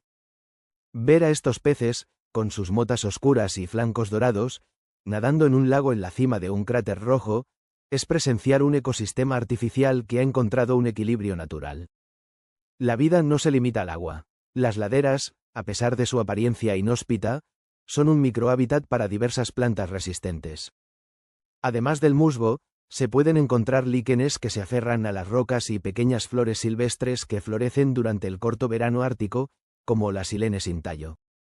Estas plantas son pioneras, las primeras en colonizar un paisaje nuevo, descomponiendo lentamente la roca volcánica y creando, grano a grano, el suelo que permitirá que en el futuro se establezca una vegetación más compleja. Liotipollur no es solo una fotografía de un momento geológico, es un laboratorio viviente donde podemos observar en tiempo real cómo la vida reclama lo que el fuego creó. Así, Liotipollur, el charco feo, se revela como una de las más bellas mentiras de la naturaleza. Un nombre que oculta una verdad de colores vibrantes y contrastes extremos. Es un lugar que nos cuenta una historia completa, la de un nacimiento increíblemente violento que dejó una cicatriz en el mundo, la de una percepción humana que bautizó la destrucción como fea, y la de una lenta pero imparable redención a través de la belleza de la geología y la tenacidad de la vida. Si te asombró Liotipollur, imagina lo que el resto de la naturaleza tiene para ti. Islandia es un laboratorio natural en constante ebullición. Situada sobre la dorsal mesoatlántica, la frontera entre las placas tectónicas de Norteamérica y Eurasia, la isla es un punto caliente de actividad volcánica y geotérmica. Esta constante remodelación del terreno crea maravillas geológicas a cada paso. Y aunque lugares como la Laguna Azul o la Cascada Gulfos acaparan la atención mundial, existen joyas ocultas que esperan ser descubiertas por los viajeros más curiosos. Una de estas joyas es el cañón Mogafos. Prepárense para sumergirse en un mundo de roca volcánica, aguas cristalinas y una historia geológica que se cuenta en cada estrato de piedra. Este no es solo un viaje a un lugar, es un viaje a través del tiempo, para entender las poderosas fuerzas que dieron forma a nuestro mundo. ¿Están listos? Comencemos nuestra aventura. Ubicado en el sur de Islandia, relativamente cerca del famoso valle de Þórsmörk, Mógafoss no es un destino que se encuentre fácilmente en los mapas turísticos convencionales. Su acceso requiere una cierta dosis de aventura, a menudo a través de pistas sin pavimentar que serpentean por paisajes lunares. Pero la recompensa, créanme, supera con creces el esfuerzo. El cañón en sí es una obra maestra de la erosión. Durante miles de años, el río que lo atraviesa, un afluente del poderoso río Markarfljót, ha trabajado incansablemente, tallando su camino a través de capas y capas de roca volcánica. Lo que vemos hoy es el resultado de innumerables ciclos de erupciones, glaciaciones y el flujo constante del agua. Las paredes del cañón son un libro de historia geológica. Están compuestas principalmente de basalto, una roca ígnea de color oscuro que se forma a partir del enfriamiento rápido de la lava. En muchos lugares, podemos observar las famosas columnas basálticas, formaciones geométricas casi perfectas que parecen haber sido esculpidas por una mano inteligente. Estas columnas se crean cuando la lava basáltica se enfría y se contrae, fracturándose en patrones hexagonales. Es un proceso puramente físico, una demostración de las leyes de la termodinámica a una escala monumental. A medida que nos adentramos en el cañón, el sonido del agua se hace más y más presente. El aire se vuelve más fresco, cargado de la humedad que emana de la vegetación que se aferra a las paredes rocosas. Musgos de un verde vibrante cubren las piedras, creando un contraste espectacular con el negro del basalto. Estas plantas son pioneras, capaces de colonizar entornos increíblemente hostiles, descomponiendo lentamente la roca y creando el primer sustrato para que otras formas de vida puedan establecerse. Y entonces, tras una curva en el camino, aparece la cascada Mógafoss. No es la cascada más alta ni la más caudalosa de Islandia, pero su belleza reside en su singularidad. El agua no cae en una cortina ancha y atronadora. En cambio, se desliza y se filtra a través de una pared de roca porosa, cubierta de musgo y vegetación. Es como si la montaña misma estuviera llorando lágrimas de agua pura y cristalina. El nombre Mógafoss se traduce aproximadamente como cascada del musgo, y no podría ser más apropiado. La simbiosis entre el agua y la vegetación es total. El agua nutre al musgo, permitiéndole crecer en una alfombra densa y exuberante, y a su vez, el musgo actúa como un filtro natural, distribuyendo el agua en miles de pequeños hilos que resbalan suavemente por la superficie. La cascada tiene una caída de aproximadamente 20 metros, pero su impacto visual es inmenso. El agua cae en una pequeña laguna de aguas brillantes y transparentes. La luz del sol, al filtrarse a través del rocío y reflejarse en el agua, a menudo crea pequeños arcoíris que danzan sobre la superficie, añadiendo un toque de magia al ya de por sí increíble escenario. Detengámonos un momento a analizar la física de esta cascada. A diferencia de las cascadas de caída libre, donde el agua acelera debido a la gravedad, en Mógafoss el flujo es mucho más complejo. La interacción con la pared rocosa y la densa capa de musgo frena el agua, creando un flujo laminar en algunas secciones y pequeños saltos turbulentos en otras. Es un sistema dinámico y en constante cambio. La cantidad de agua que fluye varía enormemente dependiendo de la estación y de las lluvias recientes, lo que significa que la apariencia de la cascada nunca es exactamente la misma. El origen del agua que alimenta Mógafoss es también fascinante. Proviene en gran parte del deshielo de glaciares cercanos, como el Eyjafjallajökull y el Mýrdalsjökull. Esta agua glaciar es increíblemente pura, pero también transporta sedimentos finamente molidos por el movimiento del hielo, conocidos como harina glaciar. Sin embargo, el sistema de filtración natural del subsuelo y la propia pared de musgo de la cascada hacen que el agua que llega a la poza sea sorprendentemente clara. El ecosistema alrededor del cañón y la cascada es un ejemplo perfecto de adaptación a condiciones extremas. Además de los musgos y líquenes, podemos encontrar algunas especies de plantas vasculares resistentes, como pequeños sauces y abedules enanos, que se anclan en las grietas donde se ha acumulado un poco de suelo. Estas plantas tienen que soportar fuertes vientos, bajas temperaturas y un corto periodo de crecimiento durante el verano islandés. En cuanto a la fauna, el área no es prolífica en grandes mamíferos, aunque el zorro ártico, el único mamífero terrestre nativo de Islandia, a veces merodea por estos parajes en busca de presas. La vida animal más evidente se encuentra en el aire. Aves como el fulmar boreal anidan en los acantilados, aprovechando las cornisas rocosas para proteger sus nidos de los depredadores. Sus llamadas resuenan en el cañón, mezclándose con el murmullo constante del agua. En el agua misma de la laguna y el río, aunque fría, puede haber vida. Especies como la trucha ártica, un pez increíblemente resistente capaz de vivir en aguas gélidas, pueden habitar estos arroyos, alimentándose de los insectos acuáticos que completan su ciclo de vida en este entorno prístino. Lo que hace a Mógafos tan especial no es solo su belleza estética, sino la historia que cuenta. Cada elemento del paisaje está interconectado. La actividad tectónica crea las montañas y los volcanes. Las erupciones depositan las capas de basalto. Los glaciares y los ríos tallan los cañones. El agua que fluye permite que la vida, en sus formas más resistentes como el musgo, se establezca. Y esta vida, a su vez, modifica y embellece el paisaje, creando una cascada que es única en el mundo. Es un ciclo perfecto, un recordatorio de cómo las fuerzas geológicas y biológicas trabajan en conjunto a lo largo de eones. Visitar un lugar como este es una lección de humildad. Nos damos cuenta de la inmensa escala de tiempo en la que opera la naturaleza, en comparación con nuestra breve existencia. Las rocas que forman este cañón pueden tener cientos de miles, o incluso millones de años. Han sido testigos de incontables inviernos y veranos, de la llegada y partida de glaciares, y seguirán aquí mucho después de que nos hayamos ido. Explorar el interior del cañón Mógafos es una experiencia sensorial completa. No es solo lo que ves, sino también lo que oyes. El eco del agua, el viento silbando entre las rocas, el canto de un pájaro a lo lejos. Es lo que hueles, el aroma de la tierra húmeda, de la vegetación fresca, del aire puro y frío. Y es lo que sientes, la humedad en tu piel, la solidez de la roca bajo tus pies, la energía sobrecogedora del lugar. Este rincón de Islandia nos enseña que los tesoros más grandes de la naturaleza no siempre son los más grandes o los más ruidosos. A veces, se encuentran en la sutileza de una cascada que se desliza por el musgo, en la geometría perfecta de una columna de basalto o en la tenacidad de una pequeña flor que crece en una grieta. Mógafos es un testimonio de la belleza que surge del caos geológico.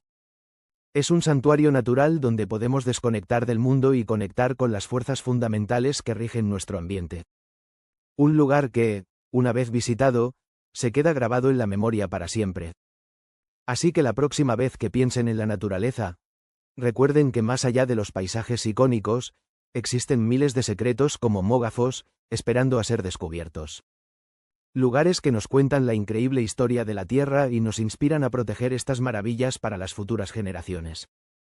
Gracias por acompañarnos en este viaje al corazón oculto de Islandia. Espero que hayan disfrutado de la majestuosidad. Nuestro destino hoy es Islandia, una isla que es un verdadero laboratorio viviente de la naturaleza. Pero no vamos a explorar sus imponentes volcanes o sus vastos glaciares. Nuestro objetivo es encontrar una cascada que desafía la imaginación con su increíble color y su forma única. Prepárense para descubrir el secreto mejor guardado de Islandia, la asombrosa cascada de Bróarfoss.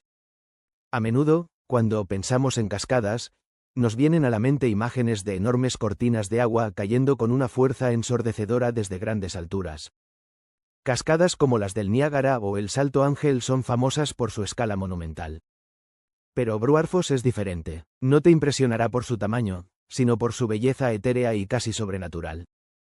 Apodada la cascada más azul de Islandia, Bróarfoss es un espectáculo de la naturaleza que parece sacado de un lienzo. Para entender la magia de Bróarfoss, primero debemos entender el río que le da vida, el río Bróara. Este no es un río ordinario. Sus aguas no provienen de la lluvia o del deshielo superficial como la mayoría de los ríos. El río Bróara tiene un origen mucho más increíble. Nace del deshielo del glaciar Langjökull, el segundo glaciar más grande de Islandia. Aquí es donde comienza la primera parte de nuestra historia. El agua del glaciar Langjökull es rica en sedimentos y minerales, partículas finísimas de roca volcánica que han sido molidas por el lento pero implacable avance del glaciar durante miles de años.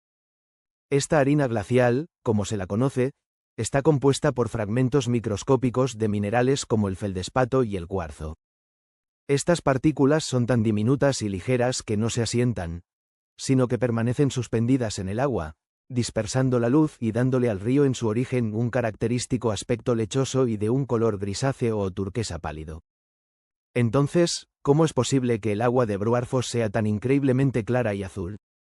La respuesta yace en un asombroso proceso de filtración natural. Antes de llegar a Bruarfoss, el agua del río Bruara emprende un viaje subterráneo. Se filtra a través de kilómetros de roca de lava basáltica, un laberinto subterráneo formado por antiguas erupciones. Este campo de lava no es simplemente poroso, es una compleja red tridimensional de tubos, vesículas y fisuras de contracción creadas cuando la lava se enfrió. Actúa como un gigantesco filtro de agua de alta eficiencia. A medida que el agua se abre paso a través de esta intrincada red, cada partícula de harina glacial, sin importar cuán pequeña sea, queda atrapada. El resultado es un agua de una pureza excepcional, despojada de cualquier impureza que pudiera enturbiarla.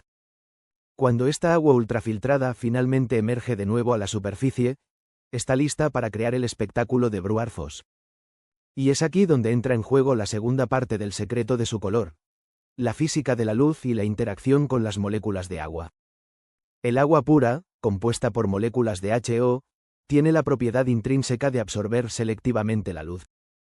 Absorbe con mucha más fuerza las longitudes de onda más largas del espectro visible, es decir, los colores rojos, naranjas y amarillos. Por el contrario, las longitudes de onda más cortas, como los azules y los violetas, no son absorbidas tan fácilmente. En cambio, estas se dispersan, rebotando entre las moléculas de agua hasta que son reflejadas de vuelta hacia nuestros ojos. En Bruarfoss, la extrema claridad del agua permite que la luz penetre a mayor profundidad, maximizando este efecto.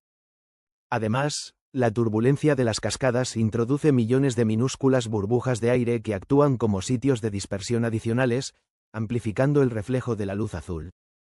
Todo esto se ve intensificado por el lecho del río, compuesto de roca basáltica oscura, que absorbe cualquier luz parásita y evita que el color se vea lavado, haciendo que el azul parezca aún más saturado y profundo. Es una combinación perfecta de química, física y geología. Ahora, hablemos de la estructura de la cascada en sí. Bruarfoss no es una única caída de agua, sino una maravilla hidrográfica en miniatura. Es una serie de cientos, quizás miles, de pequeñas cascadas, chorros y rápidos que se extienden a lo ancho de una fisura geológica en forma de herradura. El agua del río Bruara se ve forzada a canalizarse a través de esta grieta, dividiéndose en una infinidad de corrientes individuales. El resultado es un tapiz líquido en constante movimiento. Vemos cintas de agua de un azul zafiro que se trenzan y se desenredan, cayendo en cascada sobre los escalones de roca de lava oscura. El espectáculo es un maravilloso juego de contrastes: el azul vibrante del agua contra el negro de la roca y el verde intenso del musgo que se aferra a ella. El sonido tampoco es un estruendo atronador, sino una sinfonía compleja y detallada. Se puede distinguir el murmullo de las corrientes más amplias, el gorgoteo de los pequeños remolinos y el siseo del agua al chocar con la roca. Es un murmullo constante y relajante, el sonido de miles de pequeñas corrientes cantando al unísono. El paisaje que rodea a Bruarfoss es igualmente cautivador y es un componente esencial de su belleza. La cascada se encuentra en un entorno relativamente resguardado, rodeada de una vegetación baja y resistente. Durante el verano, el área se cubre de un manto verde salpicado de flores silvestres que añaden toques de color al paisaje. En otoño, los arbustos de abedul y los sauces enanos adquieren tonalidades doradas y rojizas, creando un contraste aún más impresionante con el azul del agua. La flora de la zona es un ejemplo de adaptación a las duras condiciones islandesas. Predominan los musgos y líquenes, capaces de crecer sobre las rocas volcánicas y soportar los fríos vientos. También encontramos pequeños abedules enanos y sauces, que crecen pegados al suelo para protegerse del viento. Estas plantas son fundamentales para el ecosistema, ya que ayudan a estabilizar el frágil suelo volcánico.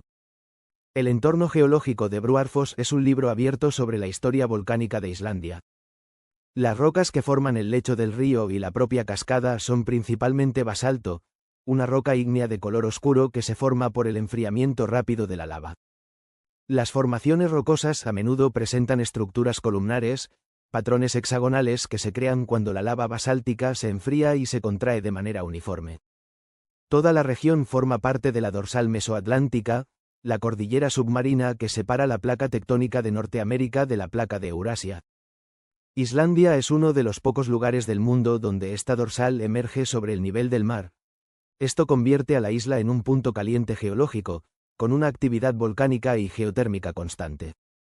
El paisaje que rodea a Bruarfoss, con sus vastos campos de lava cubiertos de musgo y sus profundas fisuras, es un testimonio directo de estas fuerzas titánicas que continúan dando forma a nuestro mundo. Visitar Bruarfoss es una experiencia que cambia con las estaciones y la hora del día. En un día soleado de verano, el azul del agua es cegador, casi irreal. El sol en lo alto ilumina el fondo del río, revelando cada detalle de las rocas y las corrientes. Pero en un día nublado, la cascada adquiere un ambiente más melancólico y misterioso.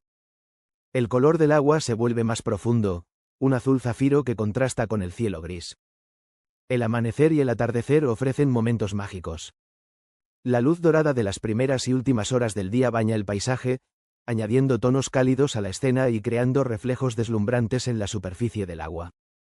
Y para los afortunados que visitan durante el invierno, si las condiciones del camino lo permiten, la vista de Bruarfoss rodeada de nieve y hielo es simplemente inolvidable. El contraste del azul intenso del agua con el blanco puro de la nieve es un espectáculo de una belleza austera y poderosa. Bruarfoss es mucho más que una simple cascada. Es el resultado final de una serie de procesos naturales extraordinarios que trabajan en perfecta armonía. Comienza con un glaciar masivo, continúa con un viaje de filtración a través de roca volcánica antigua y culmina en un espectáculo de luz y agua. Es una lección de geología, física y ecología, todo en un solo lugar. Así que, la próxima vez que imaginen una cascada, no piensen solo en la altura o el volumen. Recuerden la historia de Bruarfoss, la cascada que es una joya líquida, un río que se convierte en zafiro. Gracias por acompañarnos. En la costa norte de Venezuela, un coloso de roca se eleva de forma abrupta y espectacular, separando las cálidas aguas del mar Caribe de un extenso valle interior. Se trata de una imponente muralla verde que domina el horizonte, una presencia constante y monumental en el paisaje. Esta es la montaña conocida como el Ávila, un macizo que es mucho más que una simple formación geográfica. Es un laboratorio biológico vertical, un universo de ecosistemas apilados uno sobre otro, y una barrera natural que define el clima, el agua y la vida a su alrededor. Durante los próximos minutos, nos embarcaremos en un viaje ascendente a través de esta montaña, no para conquistar sus cimas, sino para descubrir los secretos que guarda en cada estrato de su vegetación. Exploraremos cómo su doble cara, una mirando al mar y otra al valle, crea mundos completamente distintos. Nos adentraremos en bosques que viven permanentemente envueltos en nubes y descubriremos las criaturas y plantas únicas que han hecho de este gigante su hogar. Prepárense para conocer la asombrosa historia natural de una de las montañas más extraordinarias del mundo. La característica más definitoria del Ávila es su dualidad, su condición de muralla climática. Su cresta, que supera los 2.700 metros sobre el nivel del mar en sus puntos más altos, actúa como una barrera formidable contra los vientos alisios que soplan constantemente desde el noreste, cargados de humedad del Caribe. Este simple hecho geográfico da origen a dos mundos radicalmente diferentes en una misma montaña. La ladera norte, la que da cara al mar, es la cara de Barlovento. Recibe el impacto directo de esta masa de aire húmedo.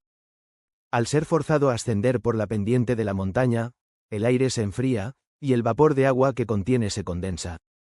El resultado es una ladera exuberante, con una altísima pluviosidad, surcada por numerosas quebradas y cubierta de una vegetación densa y selvática. Es un mundo de un verde profundo, perpetuamente rociado por la humedad del océano.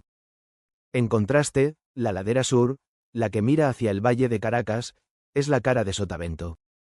El aire que logra superar la cumbre ya ha descargado la mayor parte de su humedad en el lado norte. Al descender por la ladera sur, este aire ahora seco se comprime y se calienta, creando un ambiente mucho más árido y con menos precipitaciones. Esta diferencia es tan marcada que, al observar la montaña, se puede distinguir a simple vista la vegetación más seca y clara del sur frente al verdor intenso y profundo del norte. El Ávila es, en esencia, una fábrica de climas, generando sus propias condiciones y dando forma a todo lo que vive bajo su influencia. La propia estructura física de la montaña es un testimonio de fuerzas inmensas y de una edad profunda. Su esqueleto está compuesto principalmente por rocas metamórficas, como el gneiss, formadas bajo una presión y temperatura extremas hace millones de años. Estas rocas antiguas le confieren una resistencia increíble, pero también son responsables de su topografía escarpada y sus pendientes casi verticales. Ascender por esta montaña es como realizar un viaje a través de diferentes latitudes del mundo en tan solo unos pocos kilómetros.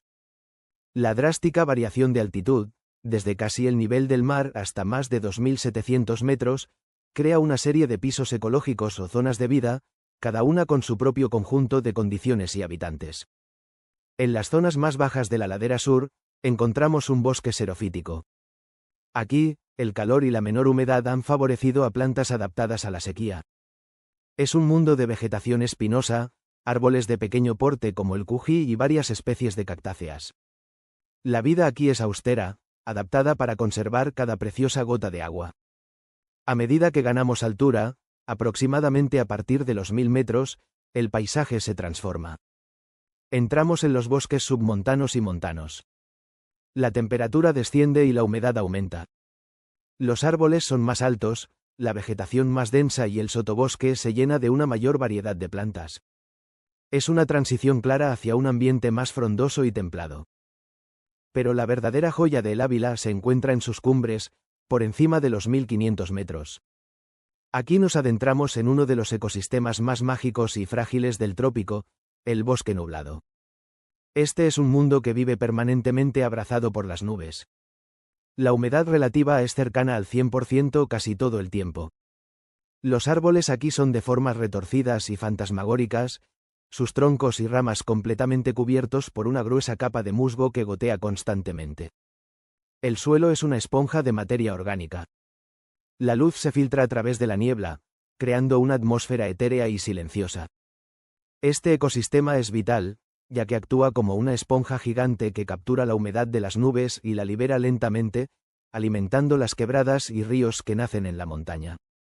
Esta escalera de ecosistemas alberga una riqueza botánica extraordinaria.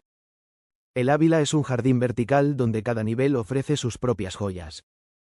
En los bosques más húmedos, por ejemplo, la montaña se convierte en un paraíso para las epífitas, plantas que crecen sobre otras sin parasitarlas, usando los árboles como soporte para alcanzar la luz. Las bromelias son un ejemplo perfecto. Se aferran a los troncos y sus hojas en forma de roseta actúan como pequeños tanques que almacenan agua de lluvia y de la niebla. Estos microhábitats acuáticos son un mundo en sí mismos, proporcionando un hogar para larvas de insectos, pequeños anfibios y una miríada de microorganismos. Y por supuesto, están las orquídeas. Cientos de especies de orquídeas crecen en la montaña, incluyendo la flor nacional de Venezuela, la Cattleya mosaicae, conocida comúnmente como la flor de mayo. Encontrar una de estas espectaculares flores en su hábitat natural, adornando la rama de un árbol en medio del bosque nublado, es una experiencia inolvidable. El aislamiento relativo de sus cumbres también ha permitido el desarrollo de especies endémicas, plantas que no se encuentran en ningún otro lugar del mundo. El Ávila funciona como una isla en el cielo, donde ciertas poblaciones de plantas quedaron aisladas y evolucionaron de forma única, adaptándose a las condiciones específicas de la cumbre. Estas especies son un tesoro biológico, un testimonio viviente de los procesos evolutivos en acción. La fauna que habita este macizo es tan diversa como su flora, aunque a menudo es mucho más difícil de observar. Muchos de sus habitantes son maestros del camuflaje o tienen hábitos nocturnos, moviéndose sigilosamente a través de la densa vegetación. El grupo más visible y colorido es sin duda el de los insectos, especialmente las mariposas. En un día soleado, los claros del bosque se llenan de vida alada. Entre ellas destaca la espectacular mariposa morfo azul, cuyo brillo metálico parece una joya flotante. Pero hay cientos de especies más, cada una con sus propios patrones y colores, jugando un papel crucial como polinizadores. La montaña es también un refugio para más de 500 especies de aves, lo que representa casi el 40% de todas las aves registradas en el país. Se pueden escuchar los cantos de tucanes, quetzales y una increíble variedad de colibríes, cada uno con su pico adaptado a un tipo específico de flor en una maravillosa muestra de coevolución. En cuanto a los mamíferos, la montaña alberga poblaciones de animales sorprendentes.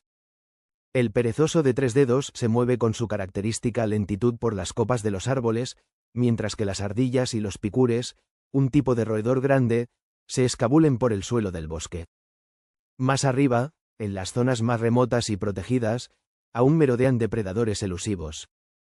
El ocelote, un felino manchado de tamaño mediano, y su primo mayor, el puma, son los máximos depredadores de este ecosistema.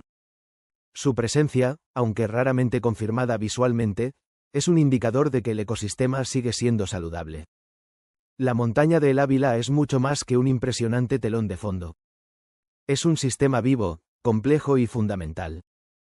Es el pulmón que purifica el aire, la esponja que captura y distribuye el agua, y el arca que protege una biodiversidad asombrosa justo al lado de una de las mayores áreas urbanas de Sudamérica. Su existencia es una poderosa demostración de la resiliencia de la naturaleza y de la increíble capacidad de la vida para florecer en gradientes verticales. Desde sus faldas secas y cálidas hasta sus cumbres frías y envueltas en niebla, El Ávila es un mosaico de mundos interconectados.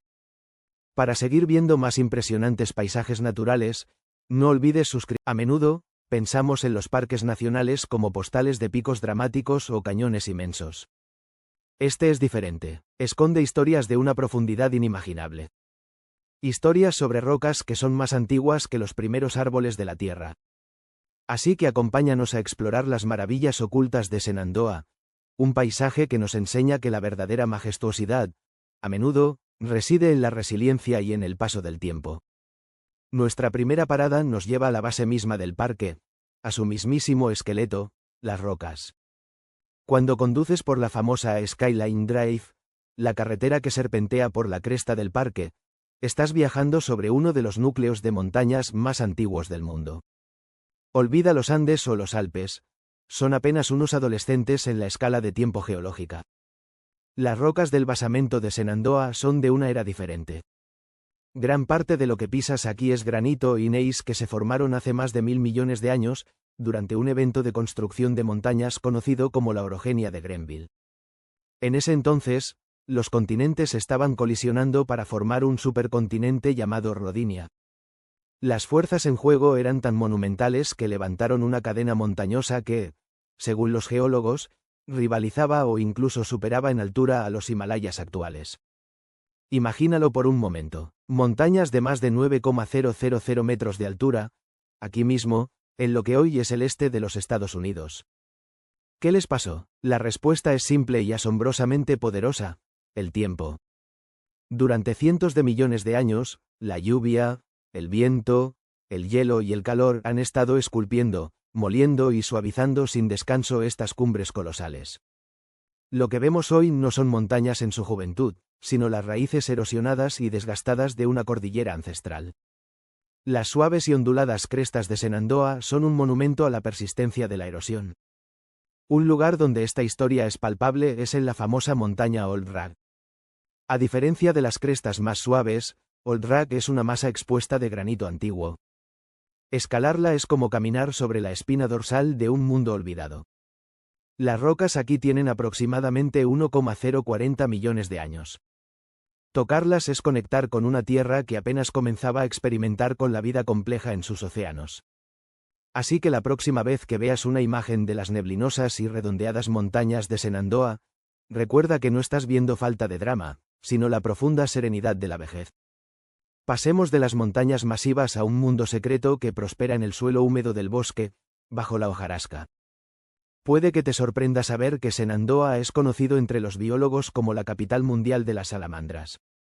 Sí, has oído bien. Estos pequeños y a menudo esquivos anfibios son los reyes no coronados del ecosistema del parque. ¿Por qué aquí? Shenandoah ofrece la combinación perfecta de ingredientes para una utopía de salamandras: abundantes lluvias, bosques maduros que mantienen la humedad y un suelo forestal profundo y rico en insectos y otros invertebrados, que son su principal fuente de alimento. El parque alberga más de una docena de especies diferentes, y su densidad es asombrosa. En algunas áreas del parque, si pudieras pesar a todos los vertebrados del bosque, el peso combinado de las salamandras superaría al de cualquier otra especie, incluyendo los ciervos y los osos. Son una biomasa silenciosa y oculta que juega un papel ecológico absolutamente crucial. Estas criaturas son mucho más que simples habitantes del bosque. Al consumir enormes cantidades de pequeños invertebrados, ayudan a regular la descomposición de la hojarasca y el ciclo de nutrientes en el suelo.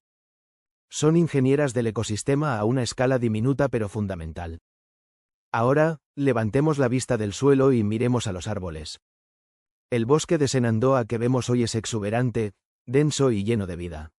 Pero es un bosque con un fantasma en su memoria. Es un bosque que experimentó una pérdida catastrófica y que ha demostrado una increíble capacidad de recuperación. Esta es la historia del castaño americano. Hace poco más de un siglo, el dosel del bosque de los Apalaches era un lugar muy diferente. 1 de cada 4 árboles en esta región era un castaño americano. Y no eran árboles cualesquiera. Eran gigantes majestuosos, que a menudo alcanzaban los 30 metros de altura y varios metros de diámetro. Se les llamaba las secuoyas del este. Sus troncos rectos y sin ramas en la parte inferior eran perfectos para la construcción, y sus nueces, producidas en abundancia cada otoño, eran una fuente de alimento vital para osos, ciervos, pavos y ardillas.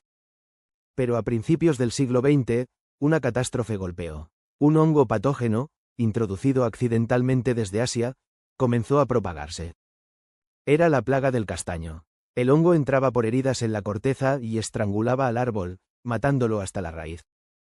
A diferencia de sus parientes asiáticos, el castaño americano no tenía defensas naturales. La plaga se extendió como un incendio forestal invisible. En cuestión de unas pocas décadas, casi 4.000 millones de castaños americanos fueron aniquilados. Fue una de las mayores catástrofes ecológicas en la historia de Norteamérica. El rey del bosque había caído. El silencio en los bosques debió de ser sobrecogedor. Pero la naturaleza, como siempre, encontró un camino. El vacío dejado por los castaños no permaneció vacío por mucho tiempo. Especies que antes vivían a la sombra de los gigantes, como los robles y los nogales, aprovecharon la oportunidad. Se produjo una carrera por la luz solar. Lentamente, durante décadas, el bosque se reestructuró a sí mismo. El bosque que vemos hoy en Shenandoah es el resultado de esa lucha y esa resiliencia. Es un bosque dominado por robles, que ahora proporcionan las bellotas que sustentan a gran parte de la vida silvestre. Aunque la pérdida del castaño cambió para siempre la composición del ecosistema, la capacidad del bosque para adaptarse y crear una nueva comunidad próspera es un testimonio asombroso de la fuerza de la vida. Aún hoy, puedes ver pequeños brotes de castaño que surgen de raíces antiguas y que sobreviven durante unos años antes de sucumbir a la plaga que todavía persiste en el ambiente. Son un recordatorio conmovedor tanto de lo que se perdió como de la incansable voluntad de la naturaleza por seguir adelante. Por supuesto, no podemos hablar de Shenandoah sin mencionar a su habitante más grande y carismático, el oso negro. El parque es uno de los santuarios de osos negros más importantes del este de los Estados Unidos, con una de las poblaciones más densas del país. Ver a uno de estos magníficos animales en su hábitat natural es una experiencia inolvidable. Pero más allá de su imponente presencia, la vida del oso negro en Shenandoah está llena de adaptaciones sorprendentes.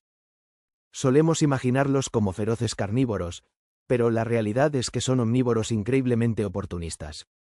Su dieta cambia drásticamente con las estaciones. En primavera, después de despertar de su letargo invernal, se centran en la vegetación tierna y en los insectos.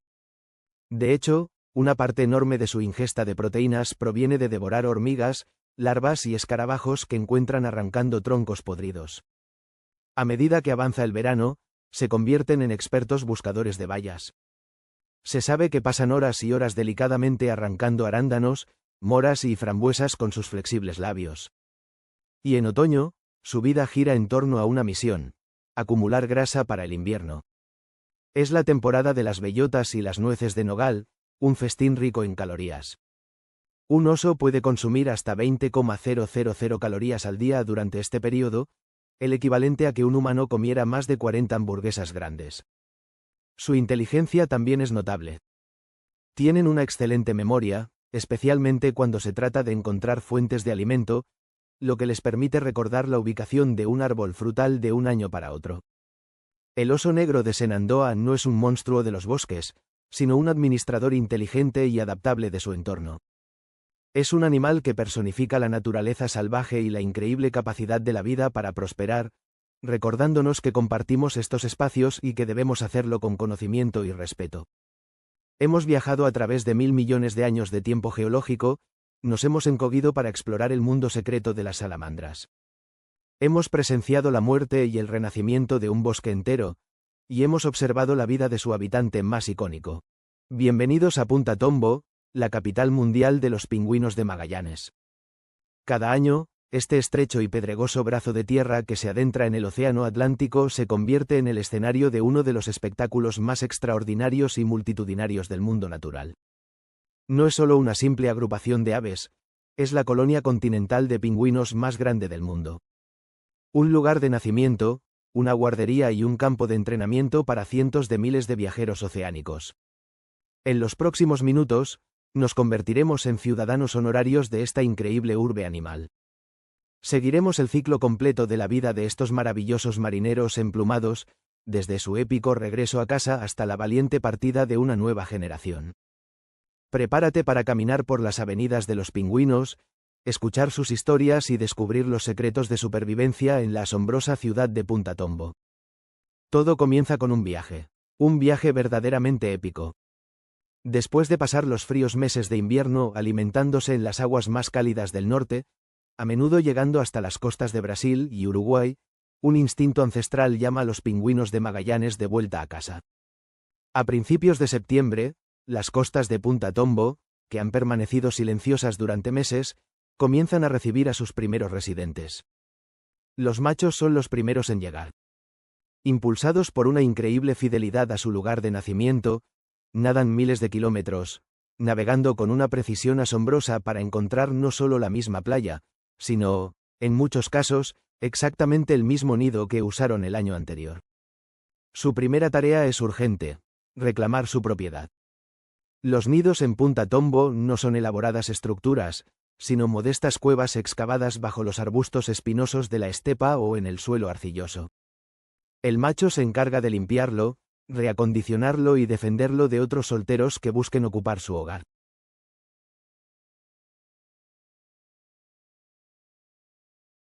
Poco después, llega su pareja. Los pingüinos de Magallanes son monógamos en serie, lo que significa que suelen mantener la misma pareja durante varias temporadas de cría. Pero, ¿cómo se encuentran en una multitud de miles? A través del sonido. El macho emite un potente y característico llamado, y la hembra, reconociendo la voz única de su compañero entre el estruendo general, le responde.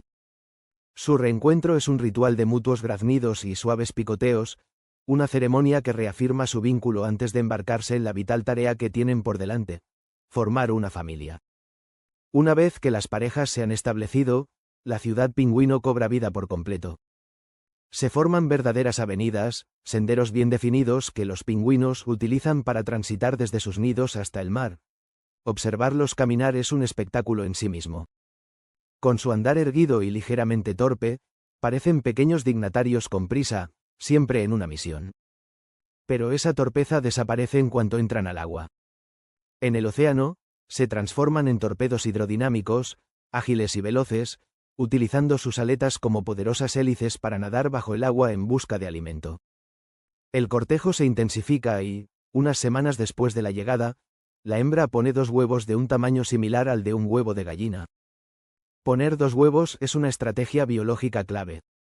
A menudo, solo uno de los polluelos sobrevivirá a los rigores de la vida en la Patagonia. El segundo huevo actúa como una póliza de seguro, aumentando las probabilidades de que al menos uno de sus descendientes logre llegar a la edad adulta. A partir de este momento, comienza el trabajo en equipo. La incubación dura aproximadamente 40 días, y los padres se reparten la tarea de manera equitativa. Mientras uno se queda en el nido, protegiendo los huevos del sol abrasador, los vientos helados y los depredadores, el otro emprende largos viajes de alimentación que pueden durar varios días. Se adentran en el mar para cazar anchoitas, sardinas y pequeños calamares, acumulando las reservas de energía necesarias no solo para ellos, sino también para su futuro polluelo. Este intercambio de turnos es un baile perfectamente sincronizado de responsabilidad y supervivencia. Finalmente, llega el momento mágico. Dentro de los huevos, los pequeños picos comienzan a romper el cascarón. Los polluelos que emergen son criaturas frágiles, cubiertas de un suave y denso plumón gris que no es impermeable y que les ofrece poco camuflaje. Dependen por completo de sus padres para obtener calor y, sobre todo, alimento. Ahora, los viajes de los adultos al mar se vuelven más cortos y frecuentes. Regresan al nido con el buche lleno de pescado semidigerido, que regurgitan directamente en los picos de sus hambrientas crías. Los polluelos crecen a un ritmo asombroso, pero su existencia es precaria. La vida en la estepa patagónica está llena de peligros. En tierra, los depredadores están siempre al acecho. Las gaviotas cocineras y los escuas, aves rapaces y oportunistas, patrullan los cielos en busca de un huevo desatendido o un polluelo que se haya alejado demasiado de la protección del nido. Incluso desde el suelo hay amenazas. Los armadillos, conocidos localmente como peludos, usan su olfato para localizar nidos y pueden excavar para robar los huevos. Cada momento de descuido por parte de los padres puede significar una tragedia. Además de los depredadores, el propio clima es un adversario formidable, con temperaturas que pueden ser extremas. Y mientras en tierra la vida de los polluelos pende de un hilo, en el mar los padres se enfrentan a su propio campo de batalla. Al sumergirse, el pingüino de Magallanes se transforma. Su cuerpo se vuelve un torpedo, alcanzando velocidades de hasta 25 km por hora. Bate sus aletas rígidas como si volara en un medio líquido, persiguiendo cardúmenes de peces con una agilidad pasmosa. Pero el cazador también puede ser cazado. En estas aguas patrullan lobos marinos y, ocasionalmente, orcas, para quienes un pingüino adulto es una presa valiosa. Cada viaje en busca de alimento es una apuesta, una carrera contra el tiempo y los depredadores para regresar sano y salvo con el sustento que garantizará la supervivencia de su linaje en la costa. A medida que los polluelos crecen, su suave plumón gris es reemplazado gradualmente por un plumaje juvenil. Esta primera capa de plumas es de un color más apagado que el de los adultos, pero tiene una característica crucial: es impermeable. Esta es su armadura, su pasaporte al mundo oceánico. Hacia finales de enero y febrero, los jóvenes, ya casi del tamaño de sus padres, comienzan a sentir la llamada del mar. Pero antes de que la nueva generación pueda graduarse, los adultos deben pasar por su propia transformación. Es el período de la muda. Su plumaje viejo y desgastado por un año en el mar debe ser reemplazado por uno nuevo y perfectamente impermeable. Durante unas 3 semanas, los adultos no pueden entrar al agua, ya que sus plumas no los protegerían del frío. Esto significa que deben ayunar, dependiendo únicamente de las reservas de grasa que acumularon previamente. Es un momento de vulnerabilidad, en el que se les ve quietos y con un aspecto desaliñado, esperando pacientemente a que su nuevo traje esté listo. Una vez que los adultos han completado su muda y los jóvenes tienen su primer plumaje impermeable, llega el momento de la verdad. Los polluelos, que nunca han nadado, se aventuran por primera vez hacia la orilla. Se les ve dudar, observar a los demás, y finalmente, dar el salto. Su primera incursión en el océano es a menudo torpe, pero el instinto se impone rápidamente. Aprenden a bucear, a cazar y a esquivar a los depredadores marinos como los lobos marinos, que a veces los esperan cerca de la costa. Para abril, el ciclo en Punta Tombo llega a su fin. La bulliciosa ciudad comienza a vaciarse. Uno por uno, y luego en grupos, los pingüinos, tanto adultos como los jóvenes supervivientes de ese año, se lanzan al océano para comenzar su larga migración hacia el norte. Dejan atrás una ciudad silenciosa de nidos vacíos, que esperará pacientemente su regreso el próximo mes de septiembre. Punta Tombo es mucho más que una simple atracción natural. Es un ecosistema vital, un santuario protegido que es absolutamente crucial para la supervivencia del pingüino de Magallanes. Cada año, la historia que se desarrolla aquí es un poderoso testimonio de la resistencia, la lealtad y la fuerza del. En el vasto archipiélago de las Filipinas, en un rincón apartado de la península de Bicol, existe un mundo que parece haber sido esculpido por el tiempo y resguardado del frenesí moderno. Un laberinto de islas de piedra caliza que se elevan desde aguas turquesas, creando un paisaje de una belleza alucinante. Este es el archipiélago de Caramoán. A simple vista, es un paraíso de playas de arena blanca y lagunas escondidas. Pero si miramos más de cerca, descubrimos un ecosistema vibrante y complejo. Un laboratorio natural donde la vida ha encontrado formas asombrosas de prosperar en un entorno tan espectacular como desafiante. Hoy no exploraremos sus playas como turistas, sino como naturalistas. Nos sumergiremos en los secretos de Caramoan para entender cómo cada roca, cada hoja y cada criatura juega un papel fundamental en este intrincado ballet de la supervivencia. ¿Qué historias nos cuentan sus bosques, sus acantilados y sus arrecifes? Acompáñenos a descubrir la vida secreta de las Islas Caramoan. Estas islas son el resultado de milenios de procesos geológicos. Las formaciones de piedra caliza, conocidas como karst, no son solo rocas inertes, son los arquitectos del ecosistema. Sus paredes verticales, a menudo afiladas como cuchillas, crean un sinfín de microhábitats. Imaginen estas moles de roca como edificios de apartamentos para la vida silvestre. En sus grietas y cornisas, anidan aves marinas que encuentran protección contra los depredadores terrestres. Plantas especializadas, llamadas litófitas, hunden sus raíces en las más mínimas fisuras, absorbiendo la humedad y los escasos nutrientes directamente de la piedra. Estas plantas son maestras de la supervivencia, capaces de soportar el sol inclemente, los vientos salinos y la escasez de suelo. Su existencia demuestra una de las primeras reglas de Caramoan. Donde hay una oportunidad, por pequeña que sea, la vida se abre paso. Estas murallas de piedra también moldean el entorno que las rodea. Crean vallas y calas protegidas de las tormentas del océano abierto, permitiendo que ecosistemas más frágiles, como los lechos de pastos marinos, puedan florecer. Y lo más impresionante, ocultan lagunas secretas. Algunas solo son accesibles nadando a través de túneles submarinos durante la marea baja. Dentro de estas lagunas, el agua es una mezcla única de agua dulce, que se filtra desde la roca porosa, y agua salada que entra desde el mar. Esta composición química particular da lugar a comunidades de organismos que no se encuentran en ningún otro lugar. Pero la vida en Caramoan no se limita a sus aguas. Si levantamos la vista, encontramos un dosel verde y espeso que cubre las islas. Un bosque tropical que, a pesar de crecer sobre un suelo rocoso y poco profundo, bulle de actividad. Aquí, la interconexión de la vida es palpable. En las ramas más altas, el sonido característico de los calaos de Filipinas puede romper el silencio. Estas aves, con sus enormes y coloridos picos, son conocidos como los granjeros del bosque. Su dieta se basa en frutas, y al consumirlas, se tragan las semillas. Luego, al volar por el archipiélago, las dispersan a través de sus excrementos, a menudo en islas diferentes. Este acto simple es un servicio de reforestación crucial, asegurando la diversidad genética y la expansión del bosque a través de todo el archipiélago. Sin el cálao, el rostro de estos bosques sería muy diferente. Más abajo, entre el denso follaje, los macacos de cola larga se mueven en grupos sociales complejos. Son criaturas increíblemente adaptables. Su dieta es omnívora y oportunista. Se alimentan de frutas, hojas e insectos en el interior del bosque, pero no dudan en acercarse a la costa durante la marea baja para buscar cangrejos y otros pequeños invertebrados marinos en las pozas de marea. Son un vínculo viviente entre el ecosistema terrestre y el marino, transfiriendo nutrientes de uno a otro. Su inteligencia y curiosidad les permiten explotar todos los recursos que estas islas tienen para ofrecer. El suelo del bosque es un mundo en sí mismo.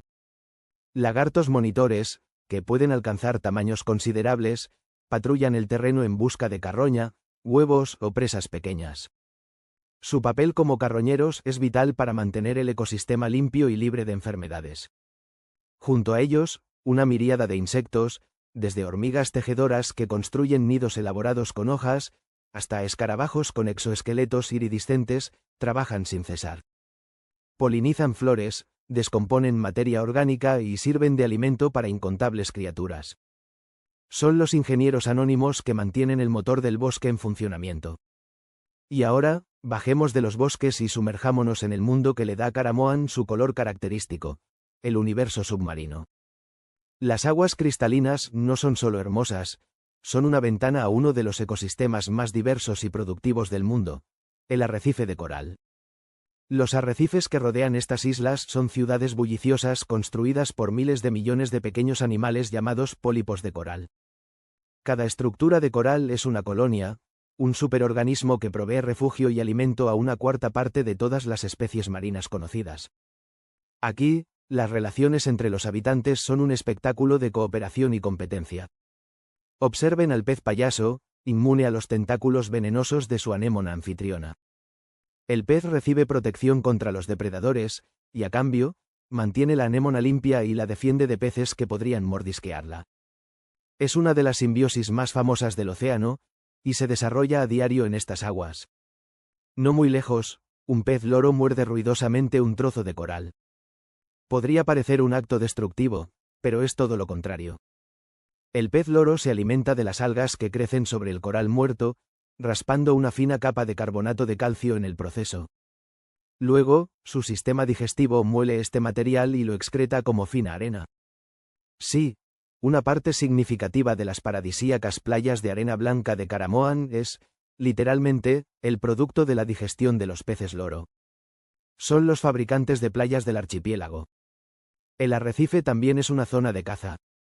Morenas se esconden en las grietas, esperando una presa desprevenida. Pequeños tiburones de arrecife patrullan los bordes, manteniendo saludables las poblaciones de peces al eliminar a los individuos débiles o enfermos. Cada habitante, desde el más pequeño gobio hasta la tortuga marina que viene a alimentarse de esponjas, tiene un trabajo que hacer.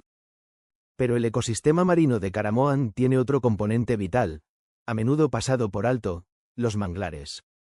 En las bahías más tranquilas, donde los ríos de agua dulce se encuentran con el mar, estos bosques de árboles tolerantes a la sal forman una barrera impenetrable.